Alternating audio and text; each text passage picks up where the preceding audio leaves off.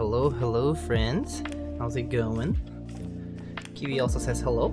Hi. Hello.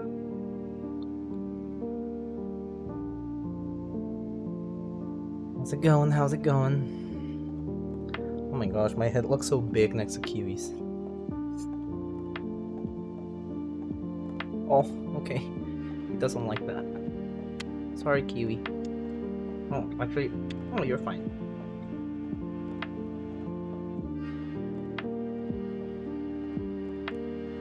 Anyway, how's everybody doing? I see ODM, Christian, Kupo, Hubert, hello. Freder, hello. Sammy, Mordecai, what's up? Ankit, hello. Hi CBA, Funzy, Shonis, hello. Oh, he wants to go. Okay, I'll let him go.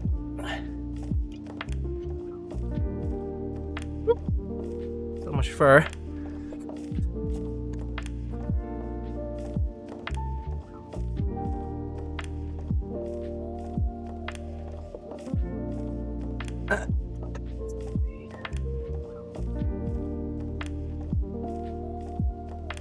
That's a sick hoodie. Oh, thanks. Actually, this was a gift from a community member. There was a time, like, I think this was like mid-COVID, obviously, right? So this is the Safe Chinatown hoodie from Ronin. It's like in like extra large size. So it's pretty comfy. I just wear it kind of like to lounge and stuff. You know, I go out with it too, but you know, it's definitely like a very baggy look. And this one, MF. I'm not sure if you know him. Not the guy in Asia. The guy in the US. MF. He also collects artisans and stuff. And we're just like talking random stuff, and then like at some point like fashion and stuff like that came up, and I was like, oh yeah, I was like, my most expensive hoodie is like probably like from Uniqlo or something. And people would talk about Ronin and stuff, and I was like, oh, yeah, I don't know, I don't have any like nice hoodies, sweaters, and like one day like we just had like a transaction, and he like sent out this sweater, which was super nice of him. Are you taking any boards to the meetup? I actually might take this one that I'm building today.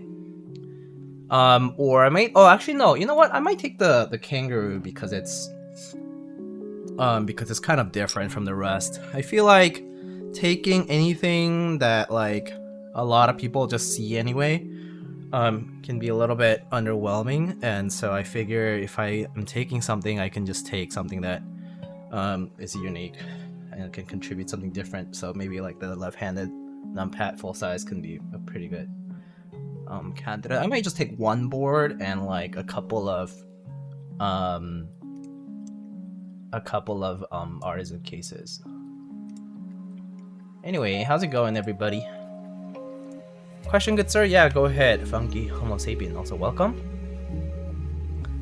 Where are the Gat Lalabus? Yeah, what are the mythical Gat Lalabus?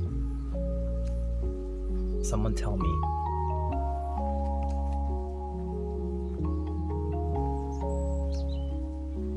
Half a dime? Oh, that's cool. Thanks, Soren. Nine Walker with the 43, thank you. Wise Donkey, how are you doing? Alright, so, yeah, let's get started. So today we're building this, other full-size board that is in the horizon. This should be coming from Tea House. They're located in Shenzhen, but, their, North American representative is going to be Keyspensory. And it's a full-size. And so I believe Mr. Alex also built one, and Mr. Nathan, the Keycaps, also built one very recently. So yeah. I saw Vader Clack on a small 50-person meetup the other day. Oh, I know whose it is. I actually proxied that one. From a German community member, right? I mean, for a rather.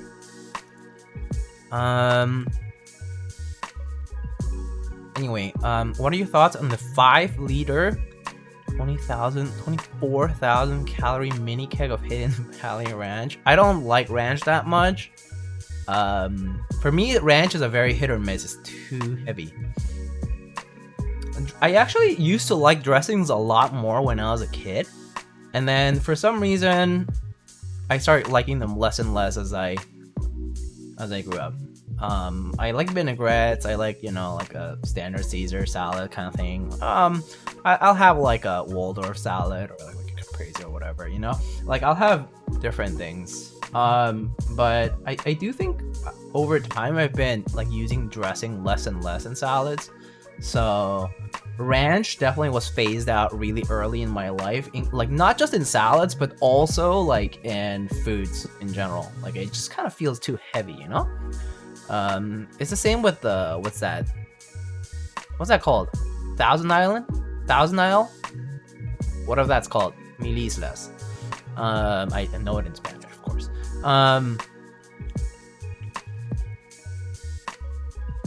I just got a couple catering red housings. Wait, what's a, do you mean cherry? What's catering? Gatoron? I'm so confused. And yes, I will be seeing Patricia. I'm actually seeing Patricia on Friday, so tomorrow evening.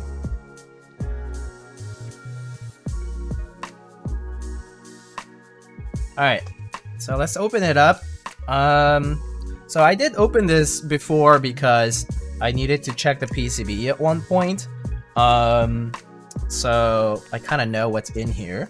But basically we have this is what they call the bikini plate, and it basically just lines the top and bottom sections of the board, basically just hold the PCB in place.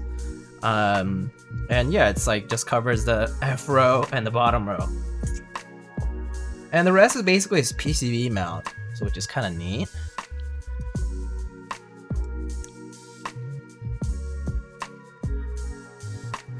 How do you rank keyboard aesthetic, sound, and feel in terms of priority?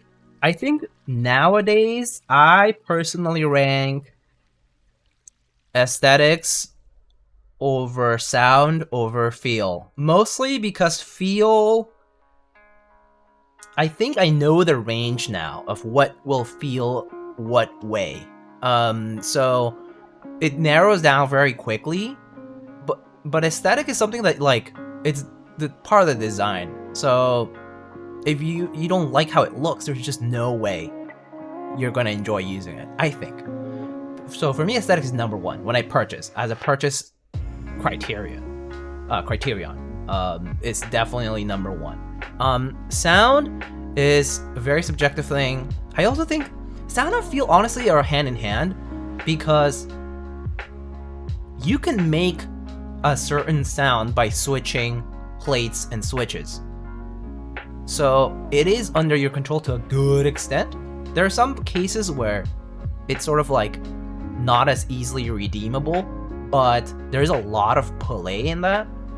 So sound and feel kind of like go hand in hand, especially sound, I think, because there are so many variables that you can change for it. Keycaps, switches, plates, you name it.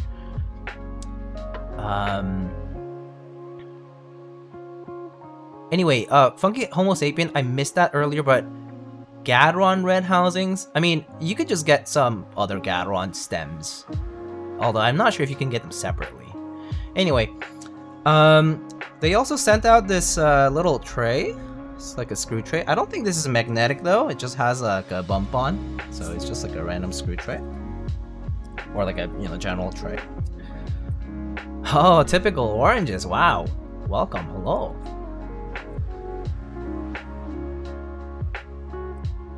Rufio, hello. We have the daughter board here. They use a non-standard daughter board.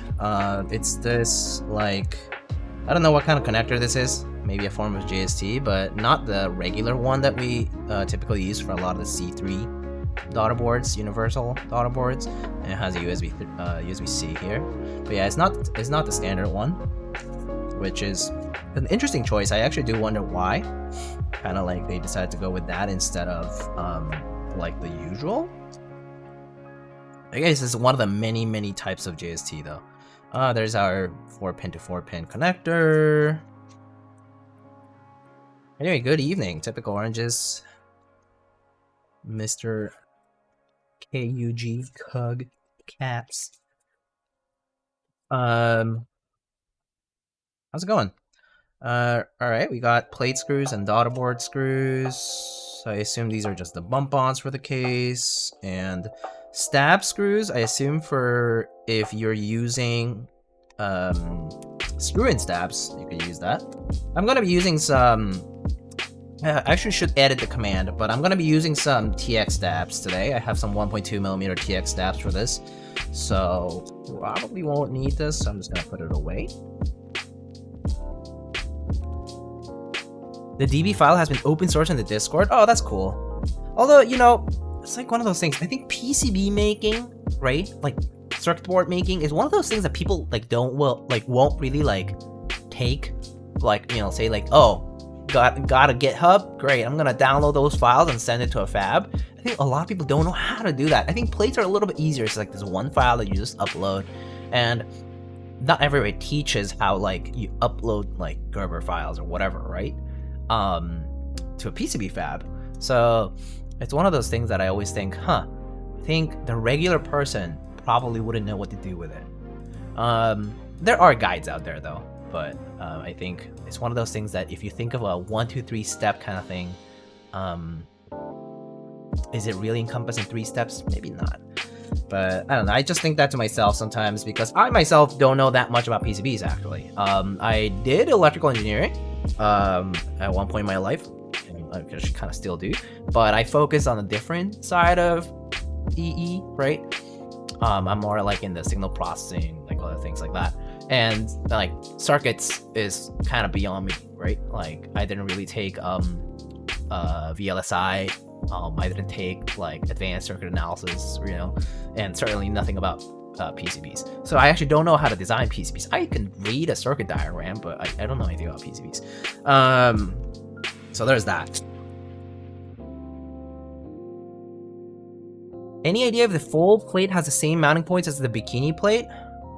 Yeah, it should be the same. It should be just an extension of the bikini plate. But here's a PCB. Bina or Bina, I'm not sure. Bina 103. It basically is 7U for the support. We do have step caps fixed, which is cool. I love fixed step caps because I only use step caps. We have anti and ISO support, split left shift, split backspace, odd choice, and split right shift and ISO enter as well. 625 and 7U. Wait, no. What's with this? What? I guess this footprint is kind of unnecessary since it's 7U fixed, so these stab holes are kind of not necessary. And then we have numpad stuff with split support for the plus key only. Actually, the 0 and the enter are fixed to U. We have no LED support other than scroll lock and caps lock and escape and the corner key over here. There's an extra corner key. So that's it for LED support. And yeah. Oh, 10U. Ooh. Oh, 10U. Okay. Not something I would use, but 10U is an interesting choice. I guess actually on the full size, 10U could work out better than on smaller boards, right? I think smaller boards with 10U tends to be a little iffy. Oh, there's indicator LEDs as well. Right here, I see the resistors. And yeah, it's powered by an STM32. Pretty cool. Cookie Girls, hello, how's it going? Long time no see, actually. I've been seeing you've been in the world of setting up your amazing audio room because you're in music. But it's good to see you, which by the way looks amazing.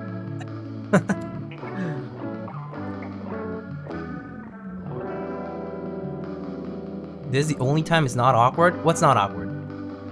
Epic noise. Hello? Bikini plate, is it just outer rows? Yes, F row and bottom row. Testy culture, hello, Testy, how's it going? Sorry, I'm like reading back.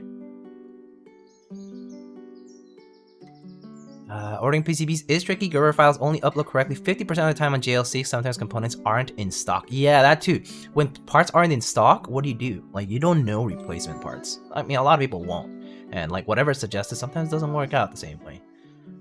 And there's like different packages for integrated circuit parts. So, yeah. Plates are just DXF files, yeah. It is 10U support, yep.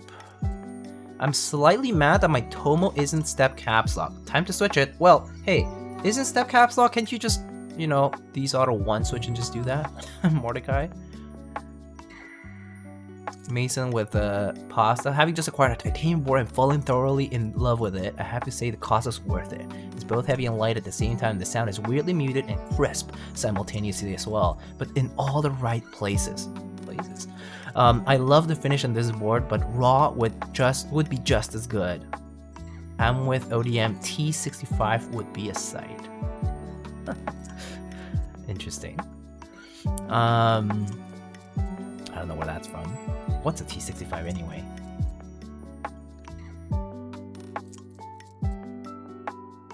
Is the thermal too bouncy? Need any mods? I personally find it comfortable with a full alu plate, but some people might find it different. We have some plate foam, and we have a very, very thin, like bottom foam, mostly as a filler, or maybe also to prevent short circuits.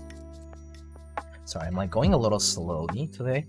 It's been a busy day today, and I'm like, my brain is like half fried. So excuse me if I'm a little stuttery and slow today.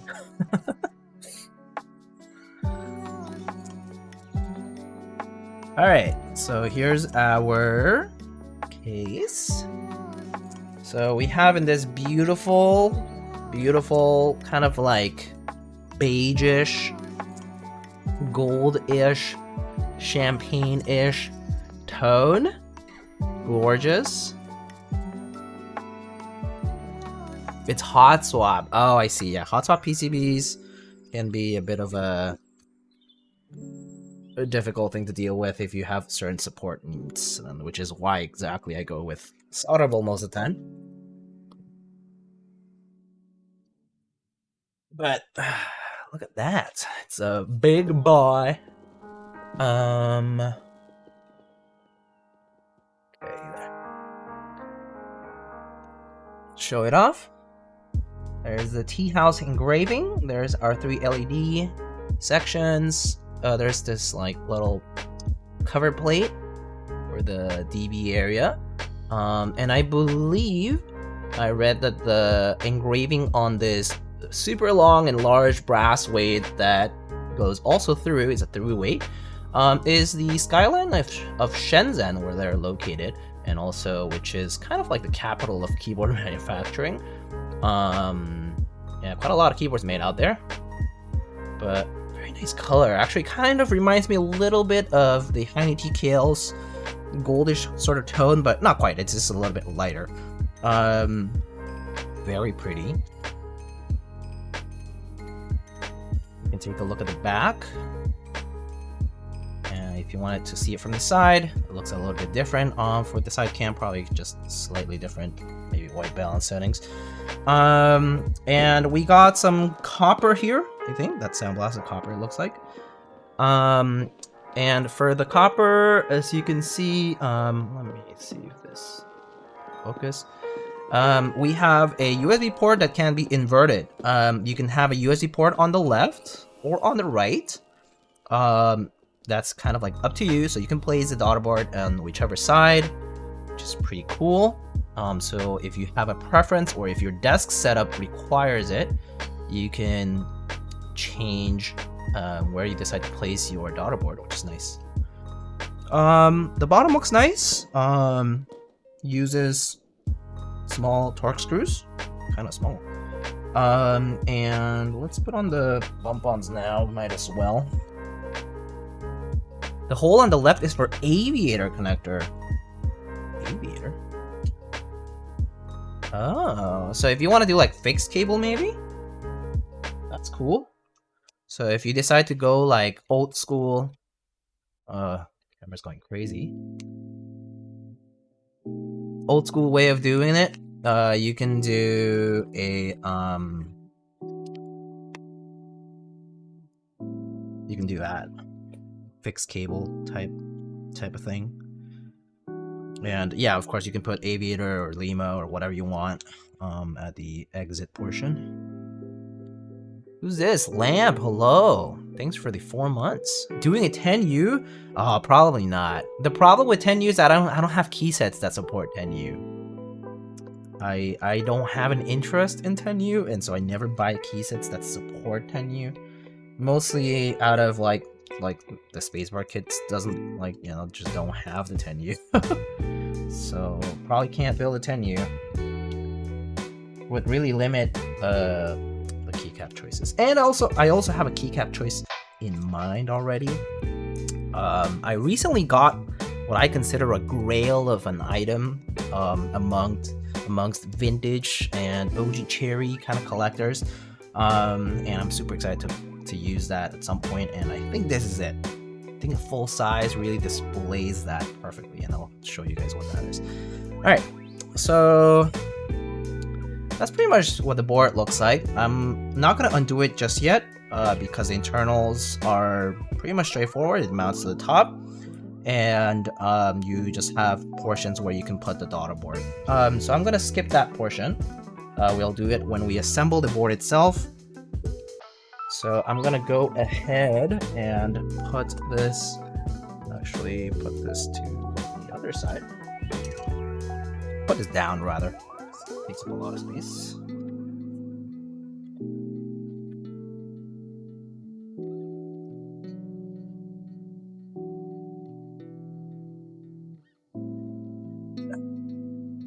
And yes, Shrek is God is right. Ooh, Kiwi with the raid. I didn't know you were streaming. Hi, Kiwi. Oh, I hope the other Kiwi doesn't come. But Kiwi, have you met your namesake cat? I guess. Where is he actually? Did he go to his little nook? I don't see him here anymore. I think he escaped to his little nook. The CEO? Do you know the CEO of Lightning Keyboards? There's a cat named Kiwi. Yes, my cat. Well, really my partner's cat, but my cat now. Our cat is named Kiwi. I'll bring him over. If you haven't seen him. Kiwi. Kiwi. Where you go?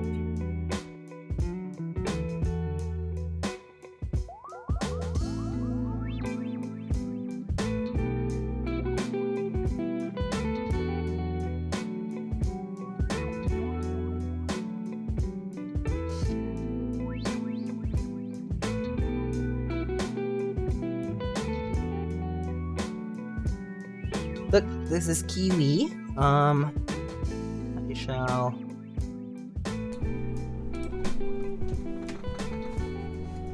This is the Kiwi. It's an orange. It's adorable. Oh, he's so sleepy right now.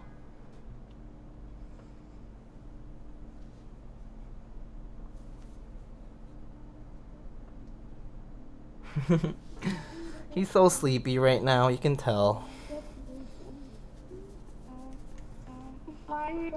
Okay, Kiwi, I'm sorry. I'll take you back to the nook. Alright, let's go.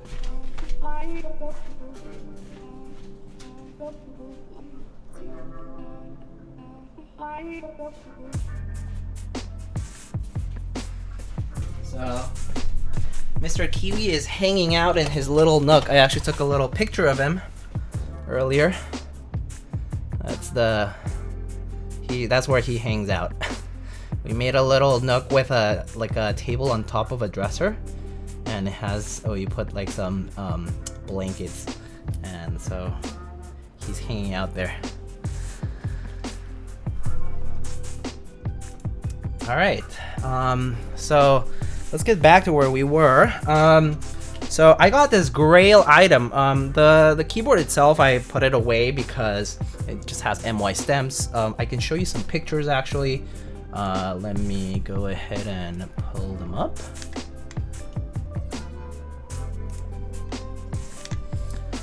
Okay, so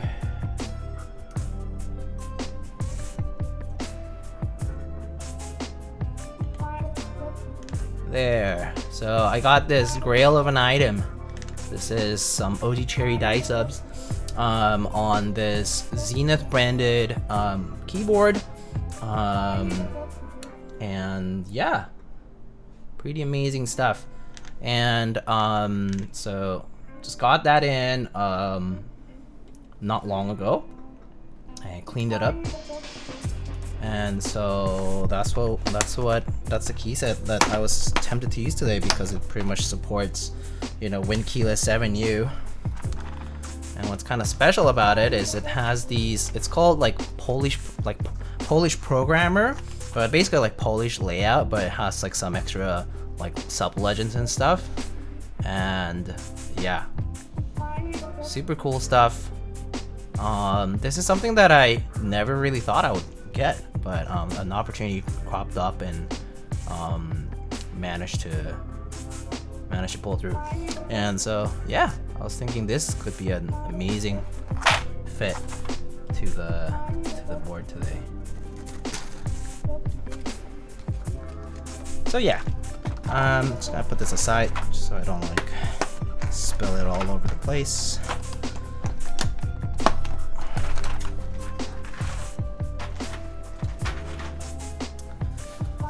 And we'll be building with the good old classic MX Blacks. I don't think we need the excuse me, I don't think we need this foam, so I'm gonna put the foam aside. PACV, put this afterwards, and I guess we should just go straight to the stabs. So can go ahead and do that. I think just to double check though, I'm going to go ahead and just plug it in once. I already did before, but it never hurts to check again when it comes to the PCB. Thank you, reinfo. Want to get OG die subs, but those prices, yeah. If you are into vintage stuff and if you want specific things and that specific thing happens to be like OG Cherry stuff and specifically like PVT die subs, it gets very expensive very quickly and it's sort of silly. There are options like CRP, and so honestly can't tell you it's worth it. I wouldn't myself recommend it, but you know, it exists. It's there. It's out there. You know. But yeah, I personally can't recommend it. Like reasonably. So yeah. All right. So let's see here. I got. All right. Let's just double check here. PCB. I can just open up switch hitter thing.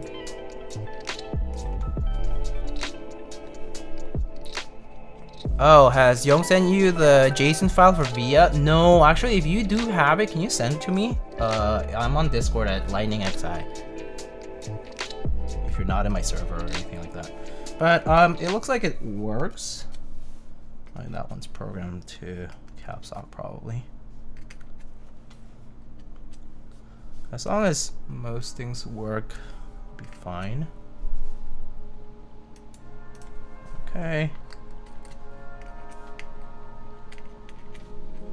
Okay, well, I mean, PCB seems to be working, so I don't need to program it right now, but it's good to have the JSON file for later.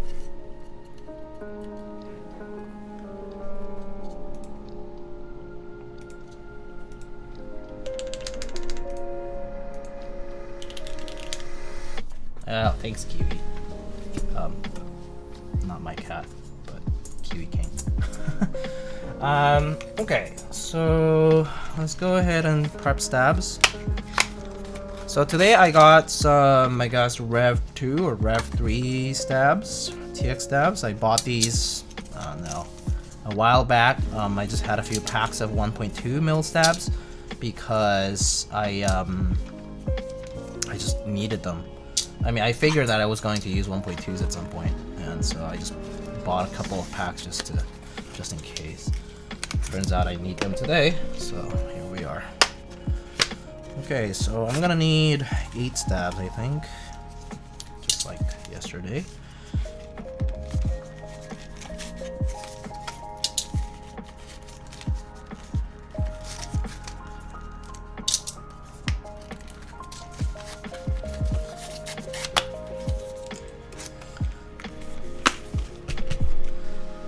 Is Rev 3? Okay. I assume it didn't come out until the third revision. Alright. Yeah. CRP is solid if you like dice ups. So if you're into dice ups like PBT Cherry, get CRP. Don't bother with the rest, in my opinion. Okay. Cool.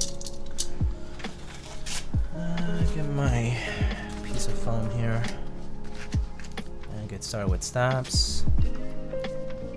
So if OG dice subs are like 10 out of 10, just to like put a standard on it, CRP really comes to 9.5 out of 10. So I think the only downside is occasional color variance between batches, which actually happens in everything, and no recess step for CRP, which it's just the way it is.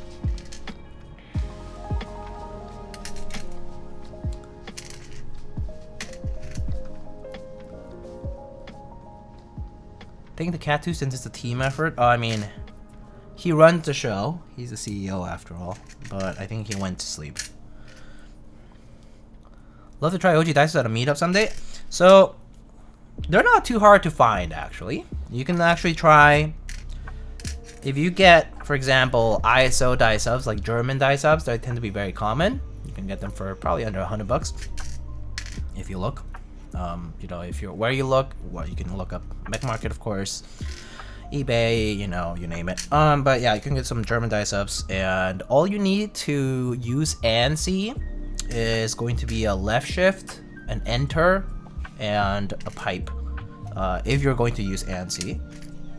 But if you want to do ISO, that's fine. You can just do ISO straight up, build it in ISO, and use that. But yeah, that's pretty much all you need. So if you have a GMK set, like in Beige, you can just borrow a left shift, enter, and pipe, and try that. Which shouldn't really deter from your experience because it's just 3 modifiers. I mean, 2 modifiers in alpha, but the pipe, you know, you don't use it as frequently. So yeah, / pipe. Okay. Let's try lubing these stabs.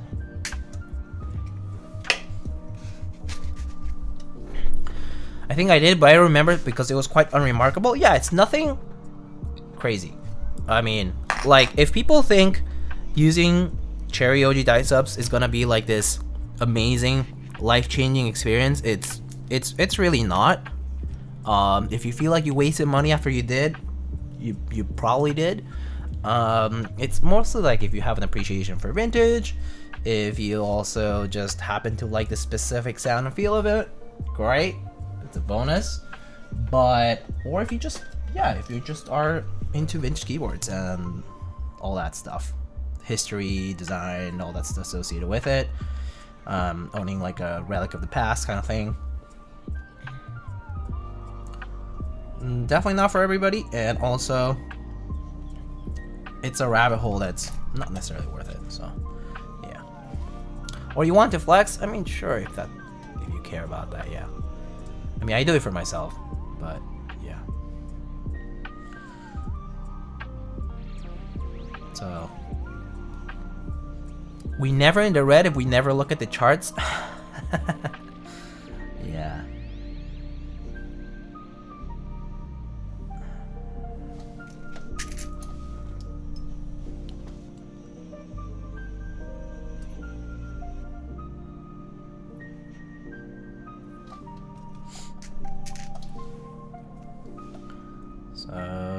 case of Rev 3 steps, I lightly loop them.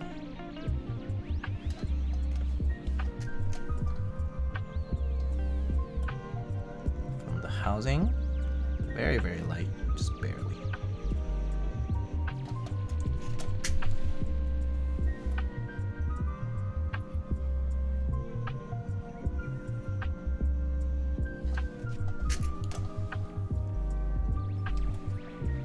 Anyway, if I missed anything, like a question, feel free to ask it again. May have missed it.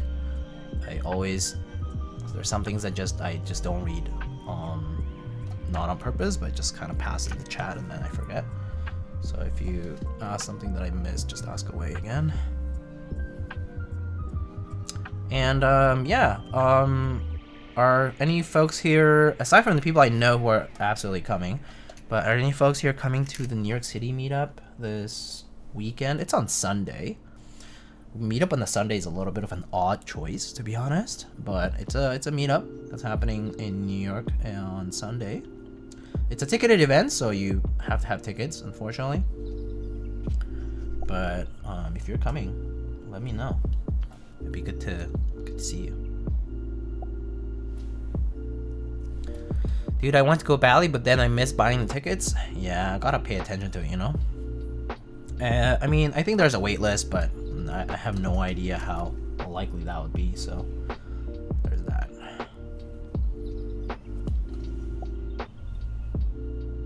Fallen, what's up?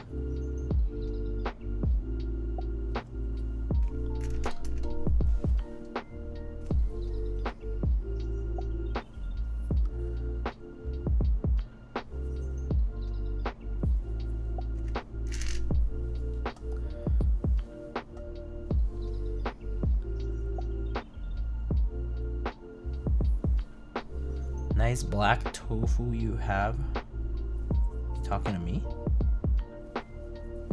I do have a board that looks just like a tofu, and it's also black. As you know. Christian? Oh, I see. I'll trade you if you have Genshin concert tickets. That's fair. I'm pretty excited for that. That's happening in was it January? Soon.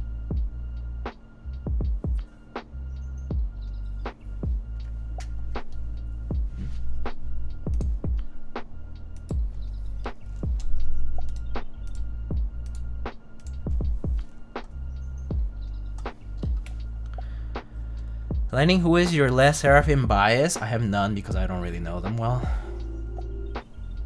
I listen to their music. I don't know who the members are and their names and you know, all that. I don't really look up K-pop stuff as much as I used to. So I just listen to the music. I enjoy it, but I don't really know much about the people.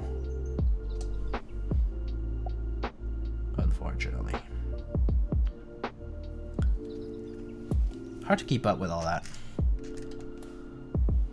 I missed it since I was outside. I couldn't buy it on my phone. Oh, rip. I see.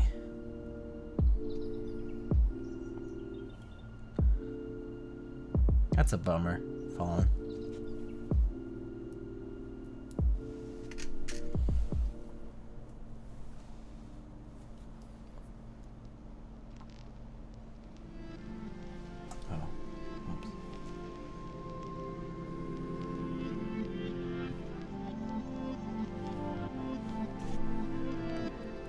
Can't wait to see MSA in person. Oh yeah. Yeah, there's a good number of visitors.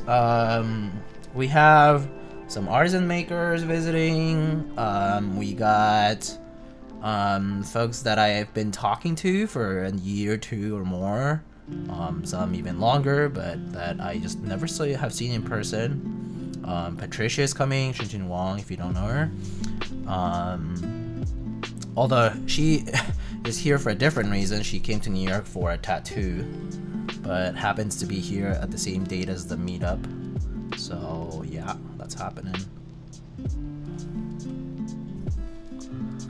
Last time I was there, Merlin randomly showed up. Yeah, I remember he was around for one of the smaller meetups, I think, a while back. at the beer garden place, right? Is it a coincidence that we have back-to-back full-size board streams? Yeah, it is. It is a coincidence that the Bina 103 interest check and the Kangaroo in-stock sale is happening pretty close to each other. It just kind of happened that way. And both of them kind of like require the content around this time, so it just turned out this way. I do apologize to the makers individually that the coincidence may make it seem like it's like, I mean, it is competition, so to speak, right? There are different applications though, right? One's left-handed, one's regular, that kind of stuff. And full-size customs are just rare in general. I think the last one I saw was the Fossil, right? I think the Fossil was the last full-size custom that we've seen. And yeah, it's like this time of the year, for some reason, we have two at the same time. Around the same time.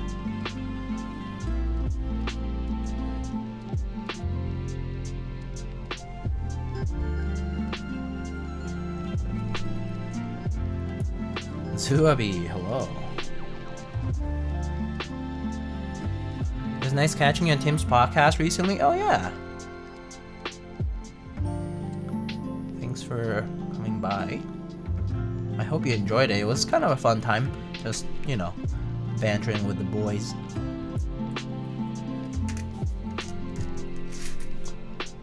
More full size better?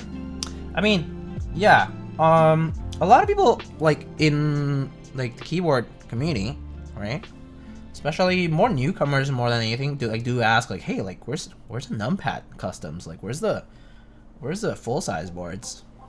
And yeah, it's nice to see some of them. I mean, they're not super common because it is true that a lot of people get motivated to use custom keyboards so that they can use smaller layouts or alternate layouts, like completely different layouts. Or their own solution for a layout. But yeah, I mean, full-size customs have their place too, for like that premium experience, or maybe something that you want to just have a different experience of for the board itself, whether it's the material or mounting, plate, that kind of stuff. Where are the normal keyboards? Yeah, I remember when back in the day when they would post, people would post, you know, Imgur has like a public feature, like you can post to Imgur like publicly, you know, and like, which is an image hosting service, right? And when people would upload like on Reddit or something, and like it would, you know, be a link, direct link to Imgur. Like if you go to the Imgur like album or whatever, Imgur, you see the comments at the bottom, and they're like, "No numpad, trash.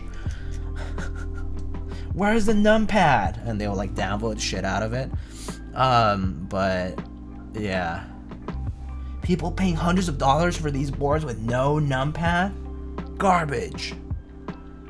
Back in the day, especially. I mean, now I think it's more popular to see TKLs and 65s and 75s and even smaller and stuff. 60%, of course, poker, right?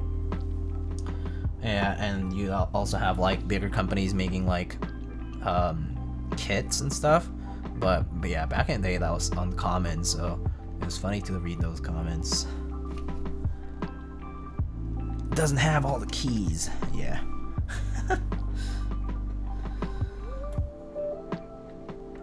It was a delight to read. I mean, just for fun. Same with artisans. You put a post of artisans. I mean, that's actually still currently to the present because they are a very niche thing. I mean, they're literally like pop art to many people, most people. And they're like, oh, what's that ugly ass sculpture? You ruined the look of the keyboard. If only that escape wasn't that stupid blowfish, pufferfish, whatever. Like a fugu, right? Or, ugh, gross, what is that tall ass robot keycap you have there on the escape? It's garbage. It ruins the look of the keyboard. Why couldn't you just have a normal keycap? Meanwhile, you put up like an SA profile keycap next to an OEM set or a cherry profile set with encapsulated koi fish and little green and little brown for like the land and the island or whatever, and it's all cute, right? And they're like, whoa, amazing, I love it. Nature encapsulated in a keycap. That's crazy. How do you do it? Can you show me? And it's like, but the profile doesn't even match. Anyway, just things that you see as an artisan collector, enthusiast, whatever. Yeah, skull kind of cringe. Yeah, ugh, so edgy. You still in middle school? There are good pre-built full sizes, Keycrons and whatnot, but looking forward to a full size between 100 and 200 as a custom. Yeah, definitely not. I mean, at the size, right? It's harder to produce things in, you know, aluminum, right? I mean, there was like the IKBC F1, like 107, F107 or F108, something like that it was called. I remember having one of those full size aluminum board from one of the big OEMs. It was super heavy, I remember. It didn't work that well for me, like it had some PCB issues, I think, or shorting or something. And it did resolve eventually, but you know, eventually I stopped using it because I stopped using full size overall. But there was a time I did have one of those, early when I was starting. Dio giving PTSD. I didn't realize we were recapping DT or early GH, really. Alright. Redditors are garbage. That Ripster guy, he's a phony. Long live Click-Clack. But I also hate Sangan, the guy.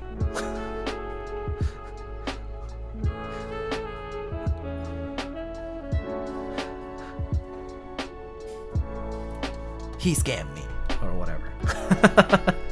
Anyway, I remember when cherry equals yuck not smooth bad switch. Yeah, I mean people still do it. Oh, MX Brown's garbage. Nowadays I think the first comment that always will pop up is, oh, this will sound an alarm to Glarsis. MX Browns. Oh, he hates them. He's gonna bring his brigade. It's like, he doesn't give a shit. If you talk to him in real life about it, he's like, I guess I just don't use them, but yeah, whatever.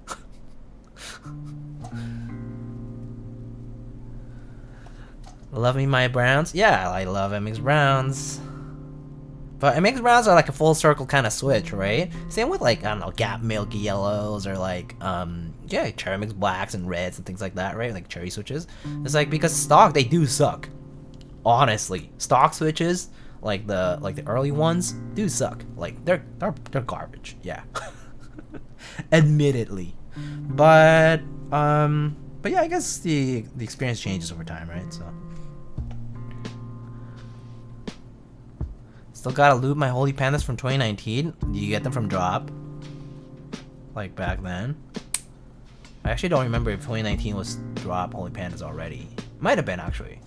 I think they took over pretty early on. Like maybe after like 2018 when the craze, Holy Panda craze happened. Drop came pre-lube? Yeah, factory lube. Because they're no longer like a hybrid switch, so to speak. I mean, well, they were hybrid parts, but it was like from the factory. So yeah, they did have some factory pre-lube application. Or like factory lube application, my bad.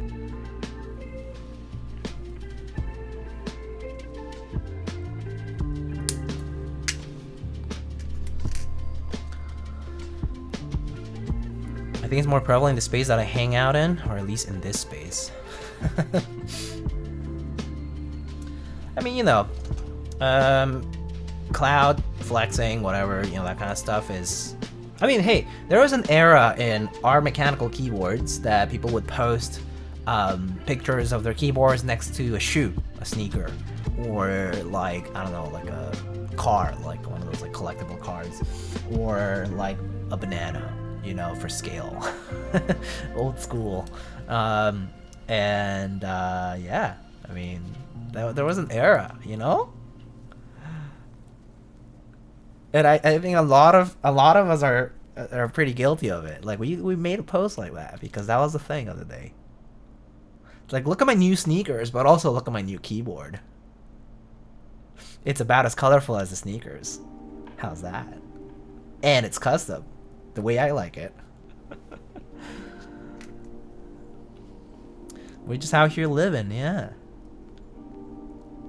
Oh man, I definitely sound like a like a boomer reminiscing. But yeah, it was. I can't believe that this that I'm talking about. Oh, do you guys want to know a fun fact? So I'm going to the meetup, the New York City meetup this Sunday. This Sunday, funnily enough, full circle, I am attending a meetup on December 3rd, and December 3rd, 2023. And actually my first meetup that I went to was also, like, I think it was December 3rd as well, of 2016.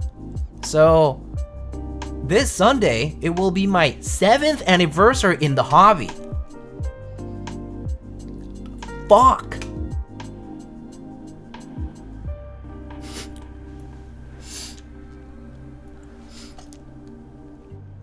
It's funny though, right? Like, I found the mechanical keyboard community like a long time ago. I knew about it. I knew about the keyboard stuff like since like I was in like college back in the day. Like, I knew about it since like 2012, 2013, but I didn't get into, I mean, I had a full size. My brother gave me one of his old Cooler Master full size boards with MX rounds, right? Like one of those quick fire ones. And I used that for years, right? I really liked it. I used it, all that, right? I had it like on my desk in my dorms or whatever, dorm room or apartments, you know? And it was only until I had, like, I was like working, like, you know, after I had graduated and stuff, it was only after I started working and I met someone who got into keyboards at some point, and they basically told me like, oh, hey, like, there's this meetup happening here, and at this time it was in Washington DC.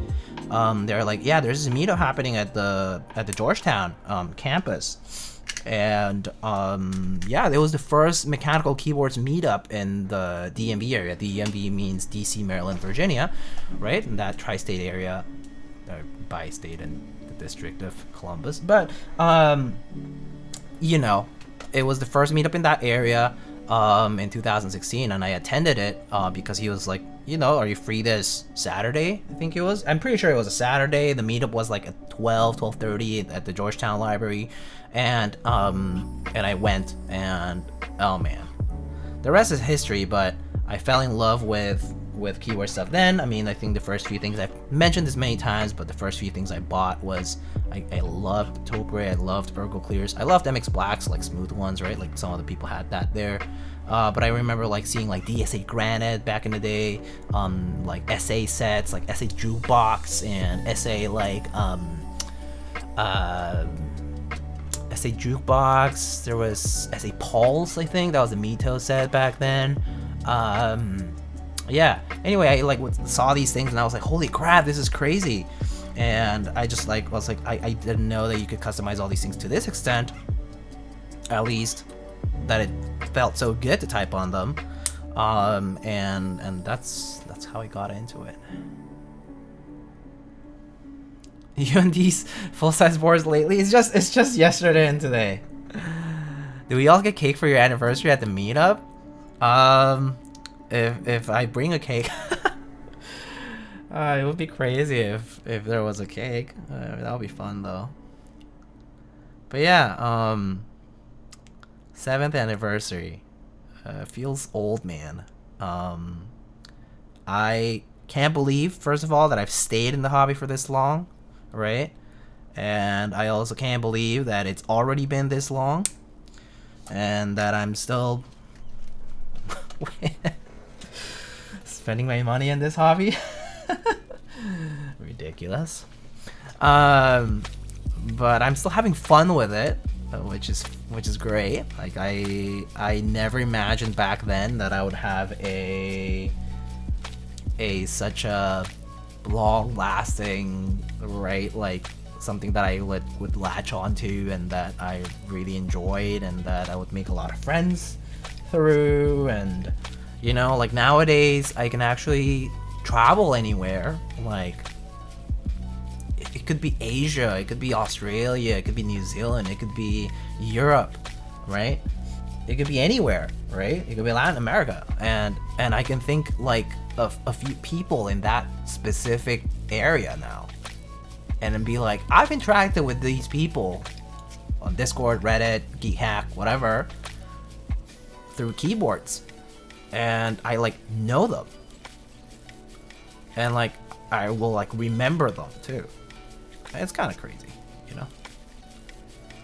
7 years of that, of knowing people and meeting people at meetups and talking nerdily about keyboards and keycaps, and now a lot of the, you know, pretty much since the first year I started, I got into like artisans and other things, right?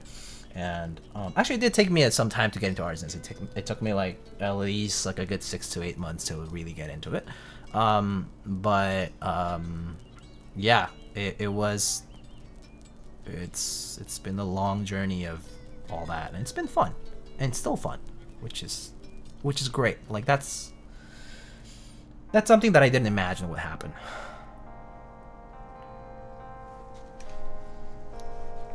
Meetups are super fun. Oh yeah, meetups are great. Rivius, hey. I like the people more than the keyboards. Yeah.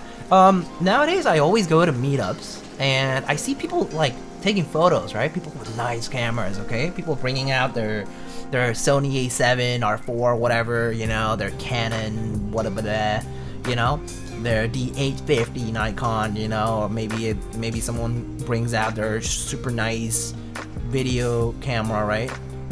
Maybe a RØDE, I don't know.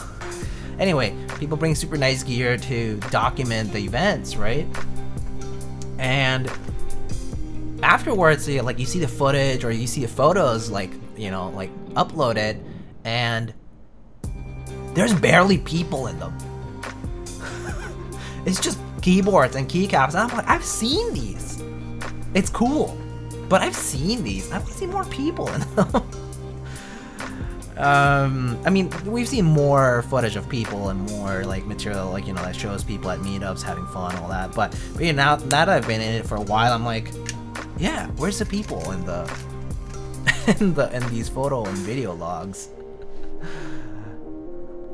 And yeah, you can travel to meet fellow keyboard nerds. Like that shit's crazy, dude.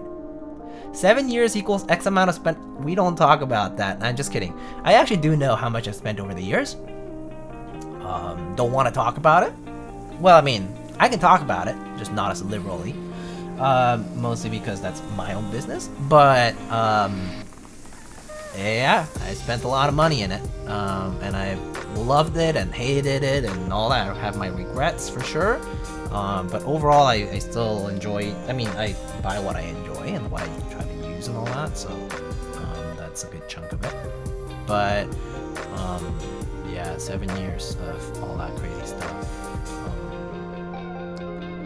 Some people have much better self-control than I do, but I do think I still have a decent amount of self-control slash what do you say, restraint.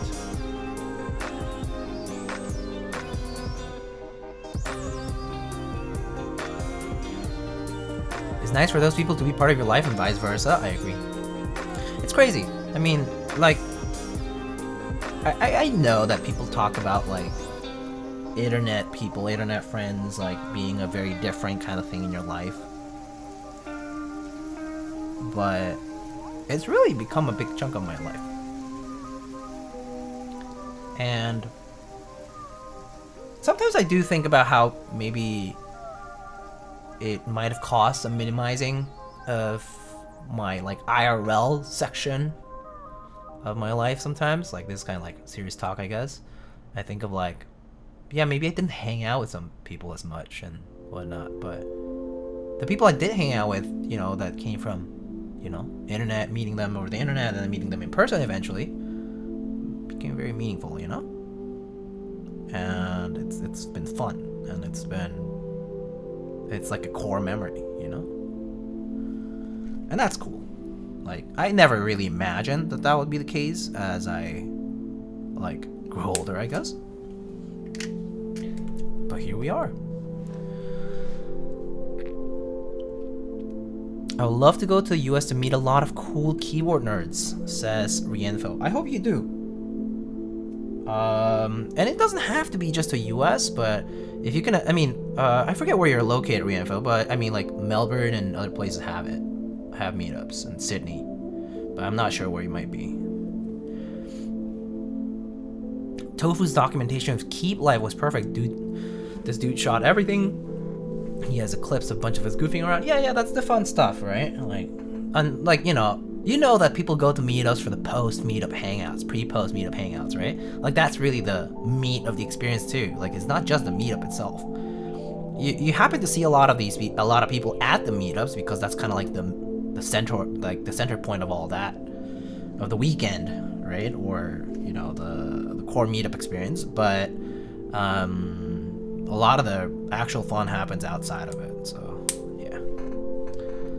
Went to a Melbourne meetup? Oh, nice. Melbourne has quite a few prominent folks. I believe Hebe and Wilba and a bunch of other folks are located in that region. So there should be a good amount of enthusiasts out there in Melbourne.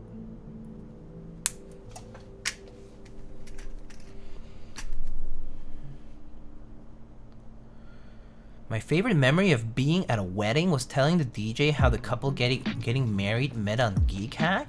Damn, that's crazy. You just told them like, hey, these guys like met on an internet forum and now they're getting married. Shit's crazy, dude. Insane. But yeah, you never know. You never know, man.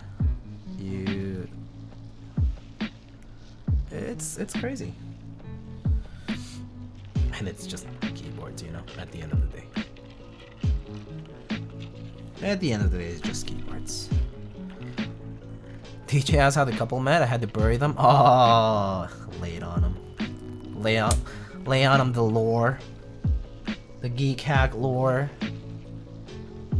Tell them about how IMAV had to feed his family. Just kidding, meaning the servers, and the viruses and the deletions and the Ripster episodes. Just kidding, and the TP4s.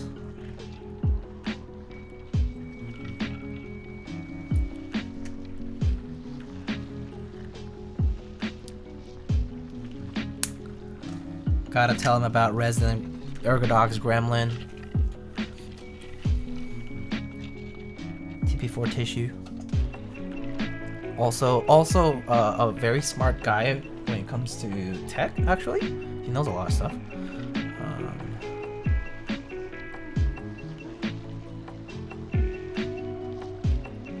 He's the gold of the off-topic section.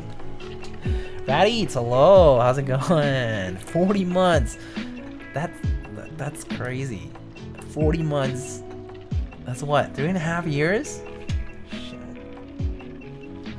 That's insane.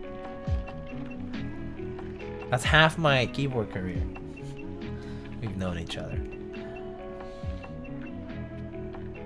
Or like that you've been here here on the Twitch community. Insane.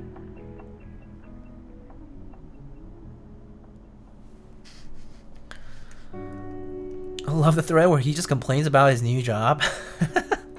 Sounds like it. Yeah, I mean, Keycaps is a fun place. I mean, if you go to Off Topic back in the years, you can see real people. People who we consider mythical beings, like Click Clack himself, complaining about his health and health insurance and the state of the world. And people just talking about stuff, like real life stuff, and it's a community living real lives. But yeah, it's kind of it's pretty cool how connected the community truly is. I just got a new keyboard, by the way. Oh, what do you get? What'd you get? What's the new? What's the shiny new thing? A derivative, perhaps? I wish I was around when Click Clack was doing sales. Me too. I mean, I only caught him that one time when Clack happened in 2018. It was very brief and it was short-lived, and it also ended abruptly, so it was kind of a bummer. But yeah, I did get to interact with him.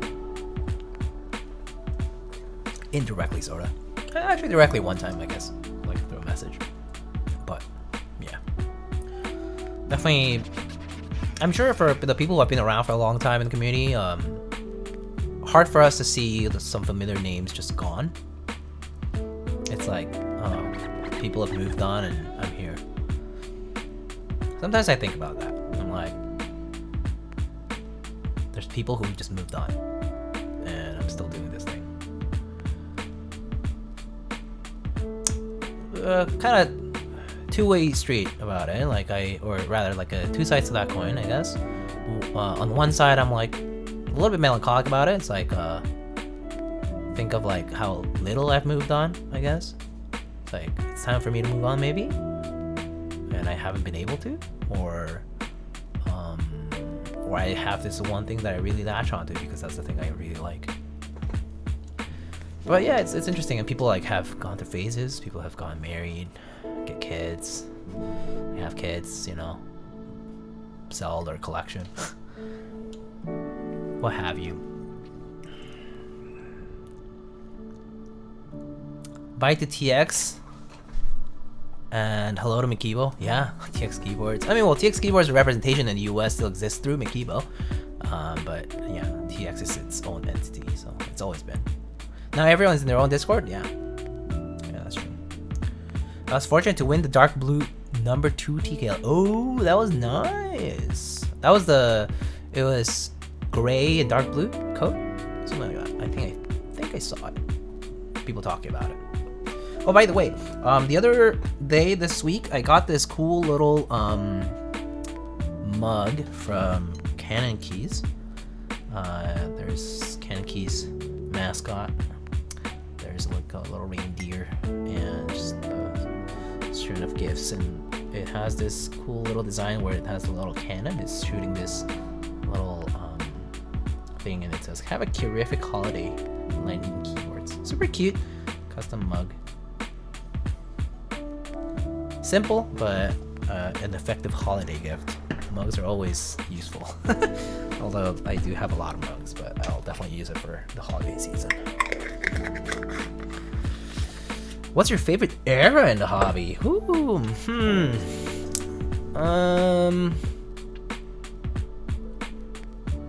my favorite era. Oh yeah, okay. I think I have a favorite era. My favorite era is between late 2017 and up to like the spring of 2019. The reason for that is that I made a lot of very core friends through the community. It was an exciting time in many regards. New things happened, and they still do.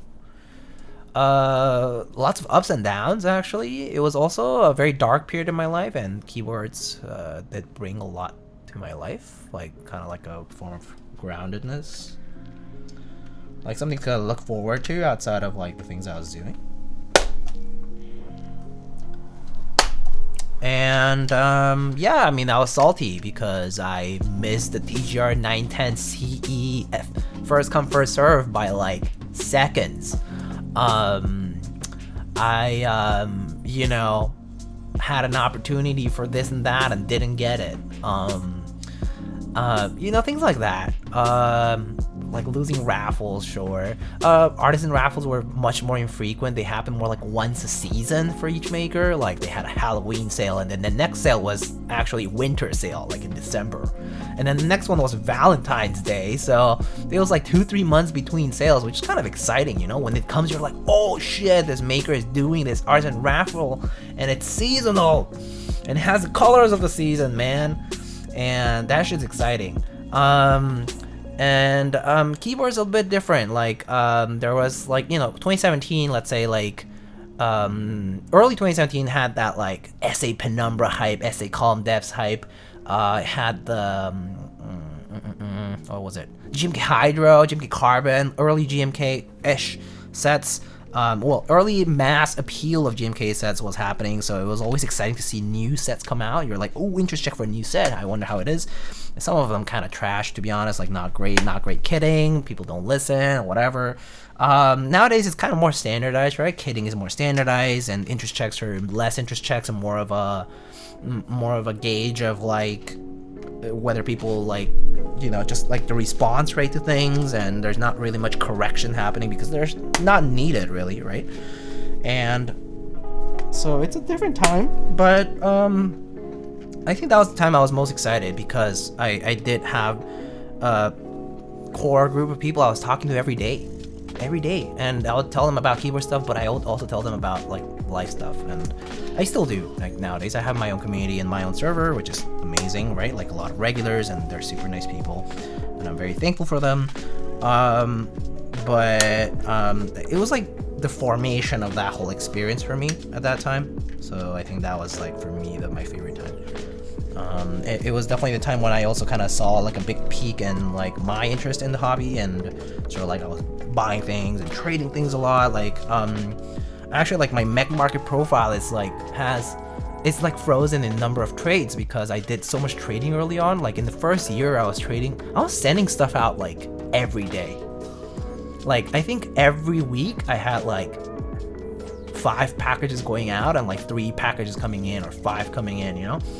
And this was like for like a whole year because I really like just trading and trying out new stuff. I'll like trade from keycaps, like grab bag keycaps, all the way to sets, switches, artisans, of course, just to try stuff out. Keyboards, I would like loan keyboards to friends.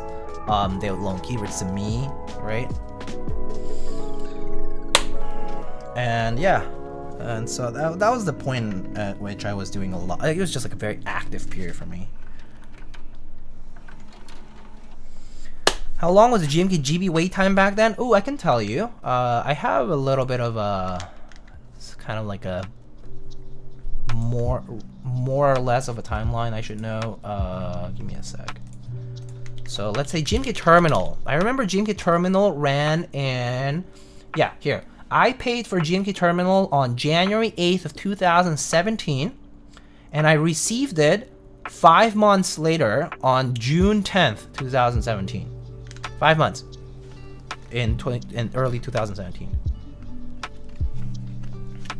And GMK Terminal was actually one of the bigger buys because GMK Terminal was the first big group buy that the Key Company ran.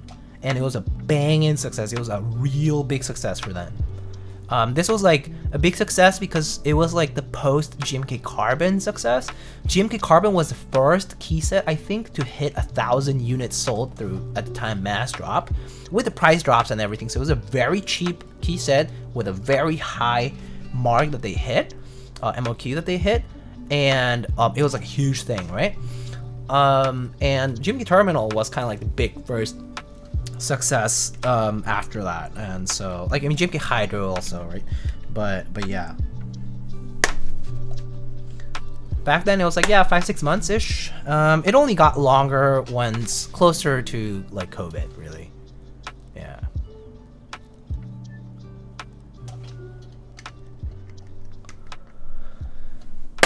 I think this hobby will be one of my core memories too. Has been a really fun journey. It's part of my life. Yeah, that's the thing. That's what I like about it, you know? It's not just keyboards. It's not just a tool that I'm using. It's also that I'm interacting with people. I think that's the best time. Looking forward to the artisan sales. Yeah, like blocking off time to chill with friends in Skype chat. Yeah. GMK Plum fiasco. I do remember my GMK Plum set felt like a disappointment. Oh!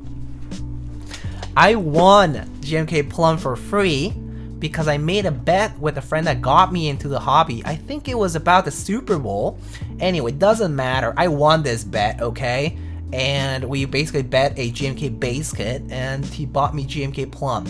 And it was a set that was a little bit disappointing seeing the renders and seeing the product, but I actually liked it. The colors were actually like okay in person. Like it was still a good set in person, different from renders, but a good set.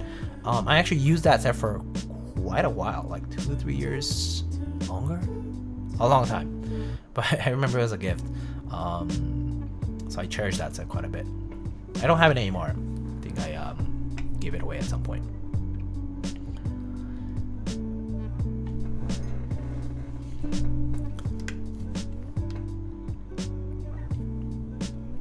One of my friends just got the cleanest looking set of Oko Classic Retro. Oh, the base set. Oh, that set's nice. I like the wind keys on that one. Color wind keys.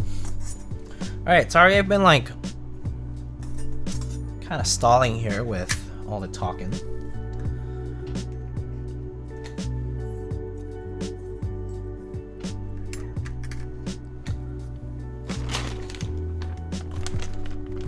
Some sets got, yeah, color matching is a thing.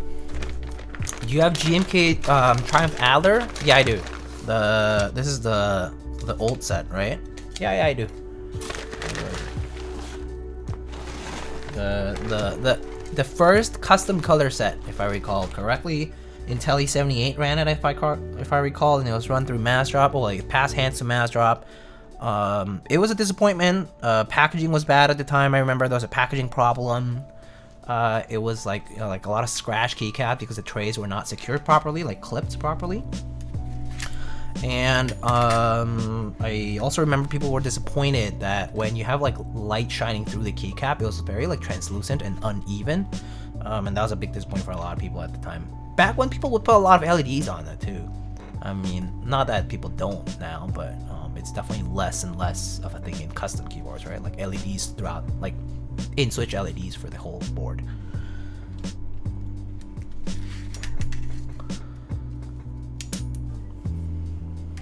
Bedroom lighting best for color matching? Yeah.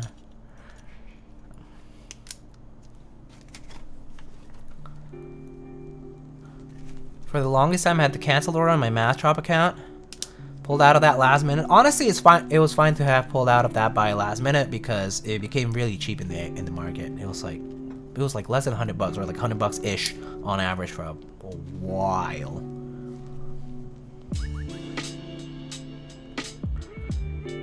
Everyone in New York City with Diego this weekend. I'm at Hope crying. Oh man. Avo, one day we'll meet. Some good food, hang out. ODM, you too. Even GMK Laser was fast? Yeah, GMK Laser was also a huge set. One of Mito's big successes as well.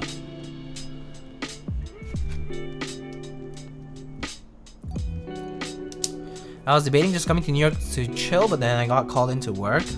Oh, on Sunday? Damn. Sad.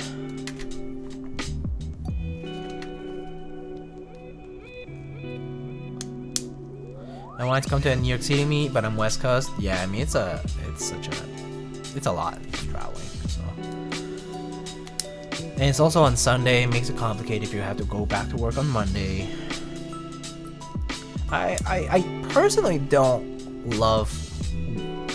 Like, I don't know why they went for a Sunday meetup, just logistically speaking. Like, I don't get it. I think Saturday is the day to do a meetup if you're gonna do it on a weekend, but I get it.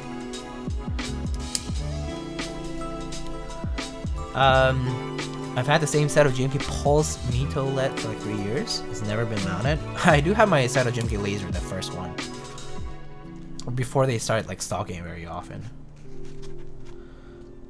I have like all the kits too. I remember I really liked this. I actually really like the set. I just didn't mount it as much because at the time I think I didn't have that many black keyboards. Or I did, and then I like switched key sets frequently enough. But then I really like how it looks on black. I used it a lot more in like 2017 and 18 and then, or 18 rather, and then haven't used it as much since.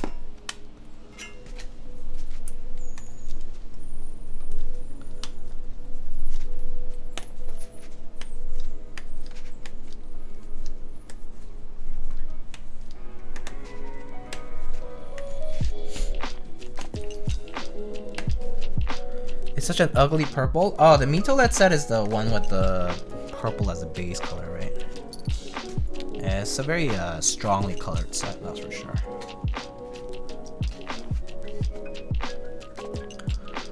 Dallas should be really fun. Dallas meetup, is that the big Texas meetup that's happening? next year? This coming year? The one that's like on the same date as KeyCon, I think. Is that the Dallas meetup, or is that yeah. Okay. I'm actually kind of torn on which one I'm gonna end up going. Also logistically, I actually don't even know if I'm free. But I mean, I'm hoping I will be. But yeah, I still haven't made any decisions. Honestly, really bummed out about that. When KeyCon was announced, I was like, why is this the same date? And now, like, I have to basically disappoint the whole group of people that I was looking forward to see for this one meetup to consider the other one. But then, you know, it's like I kind of want to experience both, or at least have the choice not to have to disappoint a bunch of people that I might not go. You know? Pretty bummed about that, but you know, so it goes. Planning is difficult, I get it.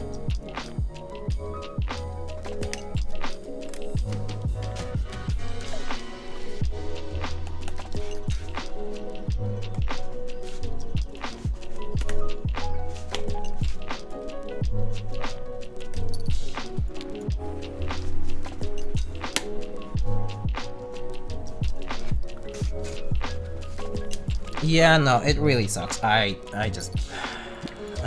pretty disappointed about that. Just, ugh.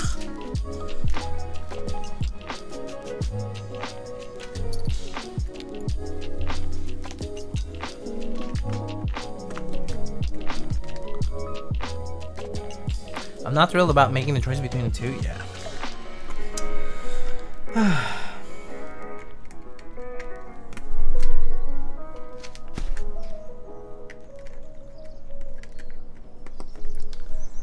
I do also want to go to Toronto meetup. I think if it does happen, I'll have to choose between these two. When is Toronto meetup happening? If it is, I mean, I do know they organize meetups like at least once or twice a year. Wait, is a full size that's wing keyless only? I got excited for a minute there. Yeah, I do think this is wing keyless. Yeah, only. It's like kind of classic inspired. All right. Maybe I should bring up the PVT set if I'm gonna use this, because PVT and ABS behave a bit differently when it comes to fitment. So sometimes it's a better idea to just go for the set that you're planning on using and trying that for testing your stabs. So I'm gonna do that, I think.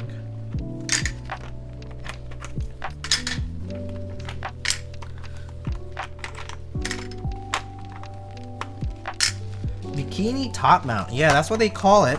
Basically because it's like these two pieces of plate just kind of holding everything up.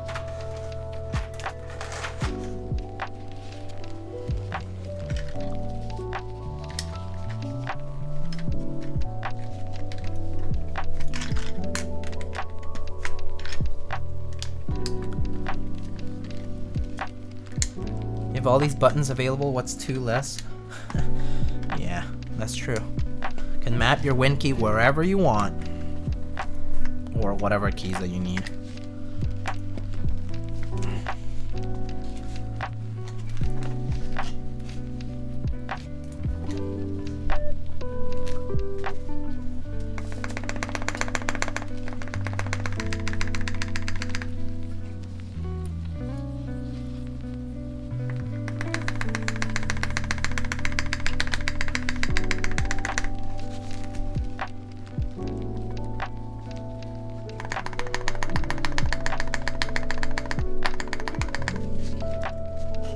I'm in Seattle. Most of my friends and me work or have worked for Microsoft. WinKey has not really done my circle. Fair. I mean, I use WinKey all the time. I just map it. Like, I mean, if this is a WinKey list, I just map it right here. Alt is here. WinKey is right here. In my case, I use Control here because caps is Control.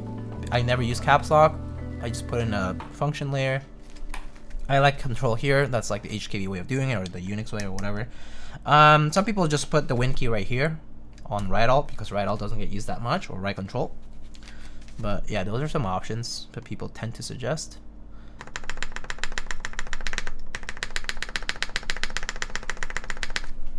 Sounds good.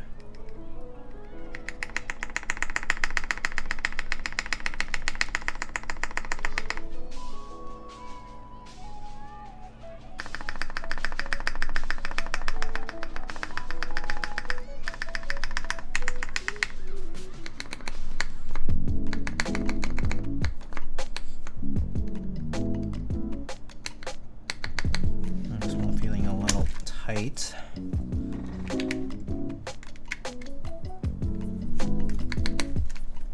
Let me try refitting the cap. Sometimes with the longer shifts, it's a little finicky.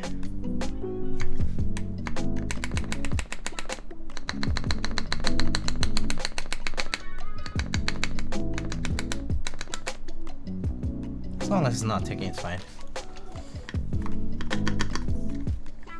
Control plus escape is Win key too. Oh yeah, that's true. That's a shortcut, right?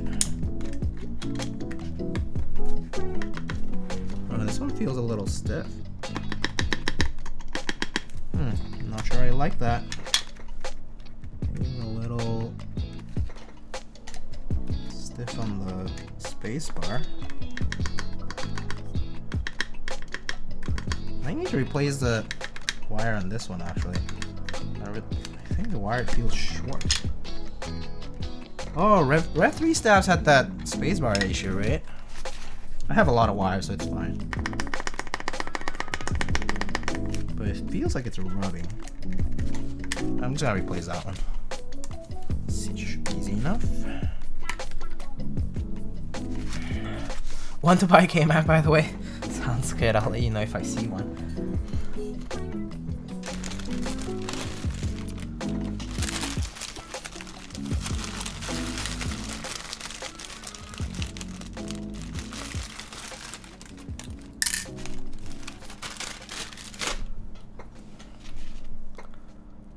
I have an Isabel which has this awesome removable Win keyless blocker. More boards should do that. That's fair. Yeah, there were, I guess, keyboards that had removable blockers at one point. I guess people didn't like them enough to warrant buying more, supporting that idea more, because I guess it does look a little ugly, or, you know, aesthetically displeasing to some. Your mileage may vary, very subjective thing.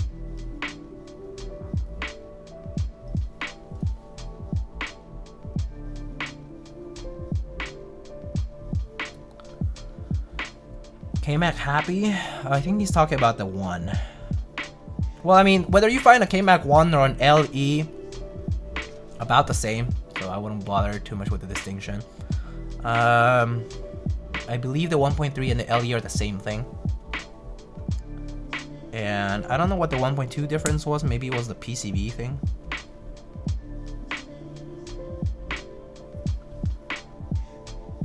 I doubt a 300 sale from friend to friend from a scuff unit counts. Yeah.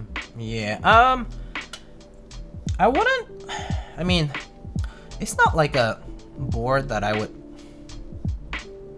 think sounds great either, to be honest. I do think there will be people trying to exploit the fact that it's like a historical board or whatever, but I don't really think it's worth that much. Maybe like under 6, probably more appropriate if you think 3 is too little. So I probably would be looking that ballpark or lower. That being the cap of it, I think. K-Mac happies though do go for a lot more.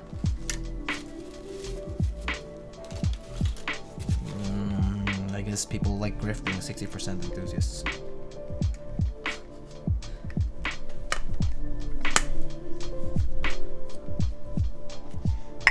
Don't care, I'm going for emotional boards right now. Whatever works best for you.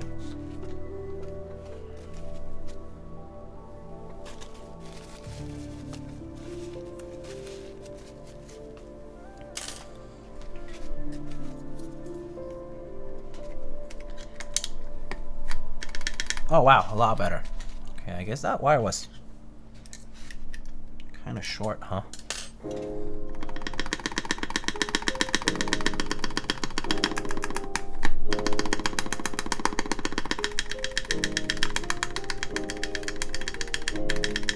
Big difference.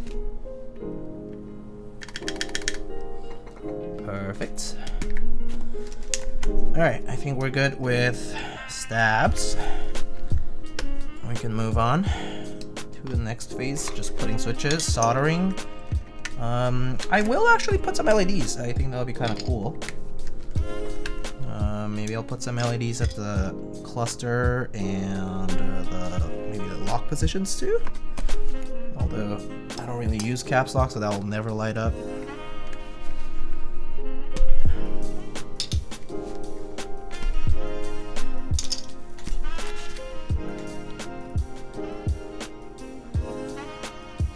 Yes, KMAC had the removable blockers, yeah. The KMAC 2, specifically. Also, the Duck Lightsaber V1 and the Orion V1, I think, also had removable blockers at one point. Because they were just screwing through the PCB kind of thing. PL Holy Panda Shishi. Classic. Classic 2017 meta. I can even hear that video in my head, you know? That sound. It's so funny. It defined an era, huh? I wanted to feel so badly during COVID until I had Clip tea with alpacas. That's fair.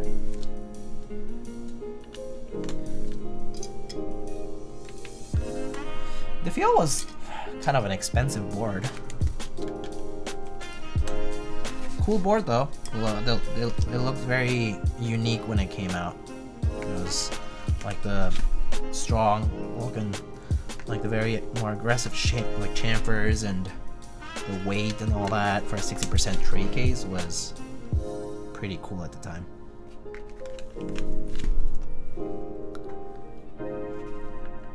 My feel is really nice but really pricey. Yeah. What is Holy Panda? Oh shit, I forgot about that one. It's a classic Franklin switch. Halo clear, true stem in a Panda housing. Drop Holy Panda is a version you can buy without putting two switches together yourself. Love that.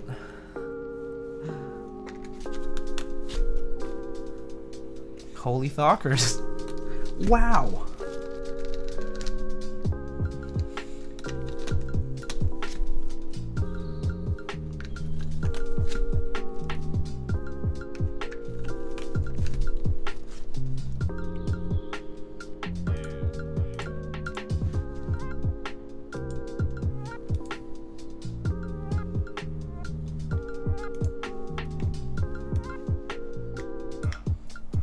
TX Holy Panda video didn't help with the price point too? Oh well, to be fair, it was not that pricey right away.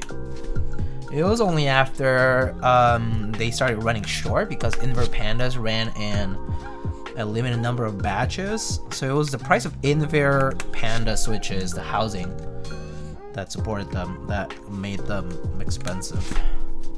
Halo Trues, Halo Clears were not even that hard to get. It was the Invert Panda.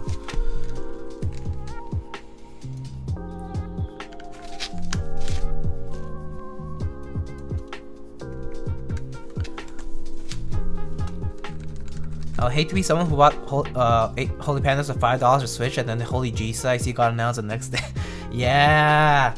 Oh man, that was like right at the peak of it too. Oof. I do tell this to people on occasion, right? And people sometimes ask like, what's your like biggest flip? You know, like what's your biggest resale? And I'm like, I sold Holy Pandas for like, I don't even know. I actually want to look it up now.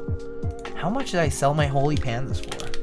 I kept one batch. I still have one batch of original Holy Pandas, by the way. One.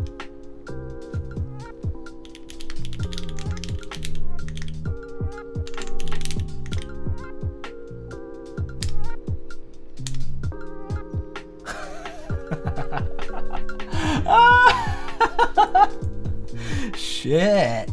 How much is that?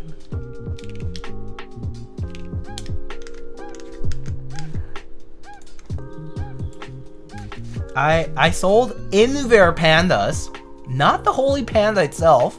So just the inver switches. I sold like 70 of them at like $4 each. This is right before it like cusped.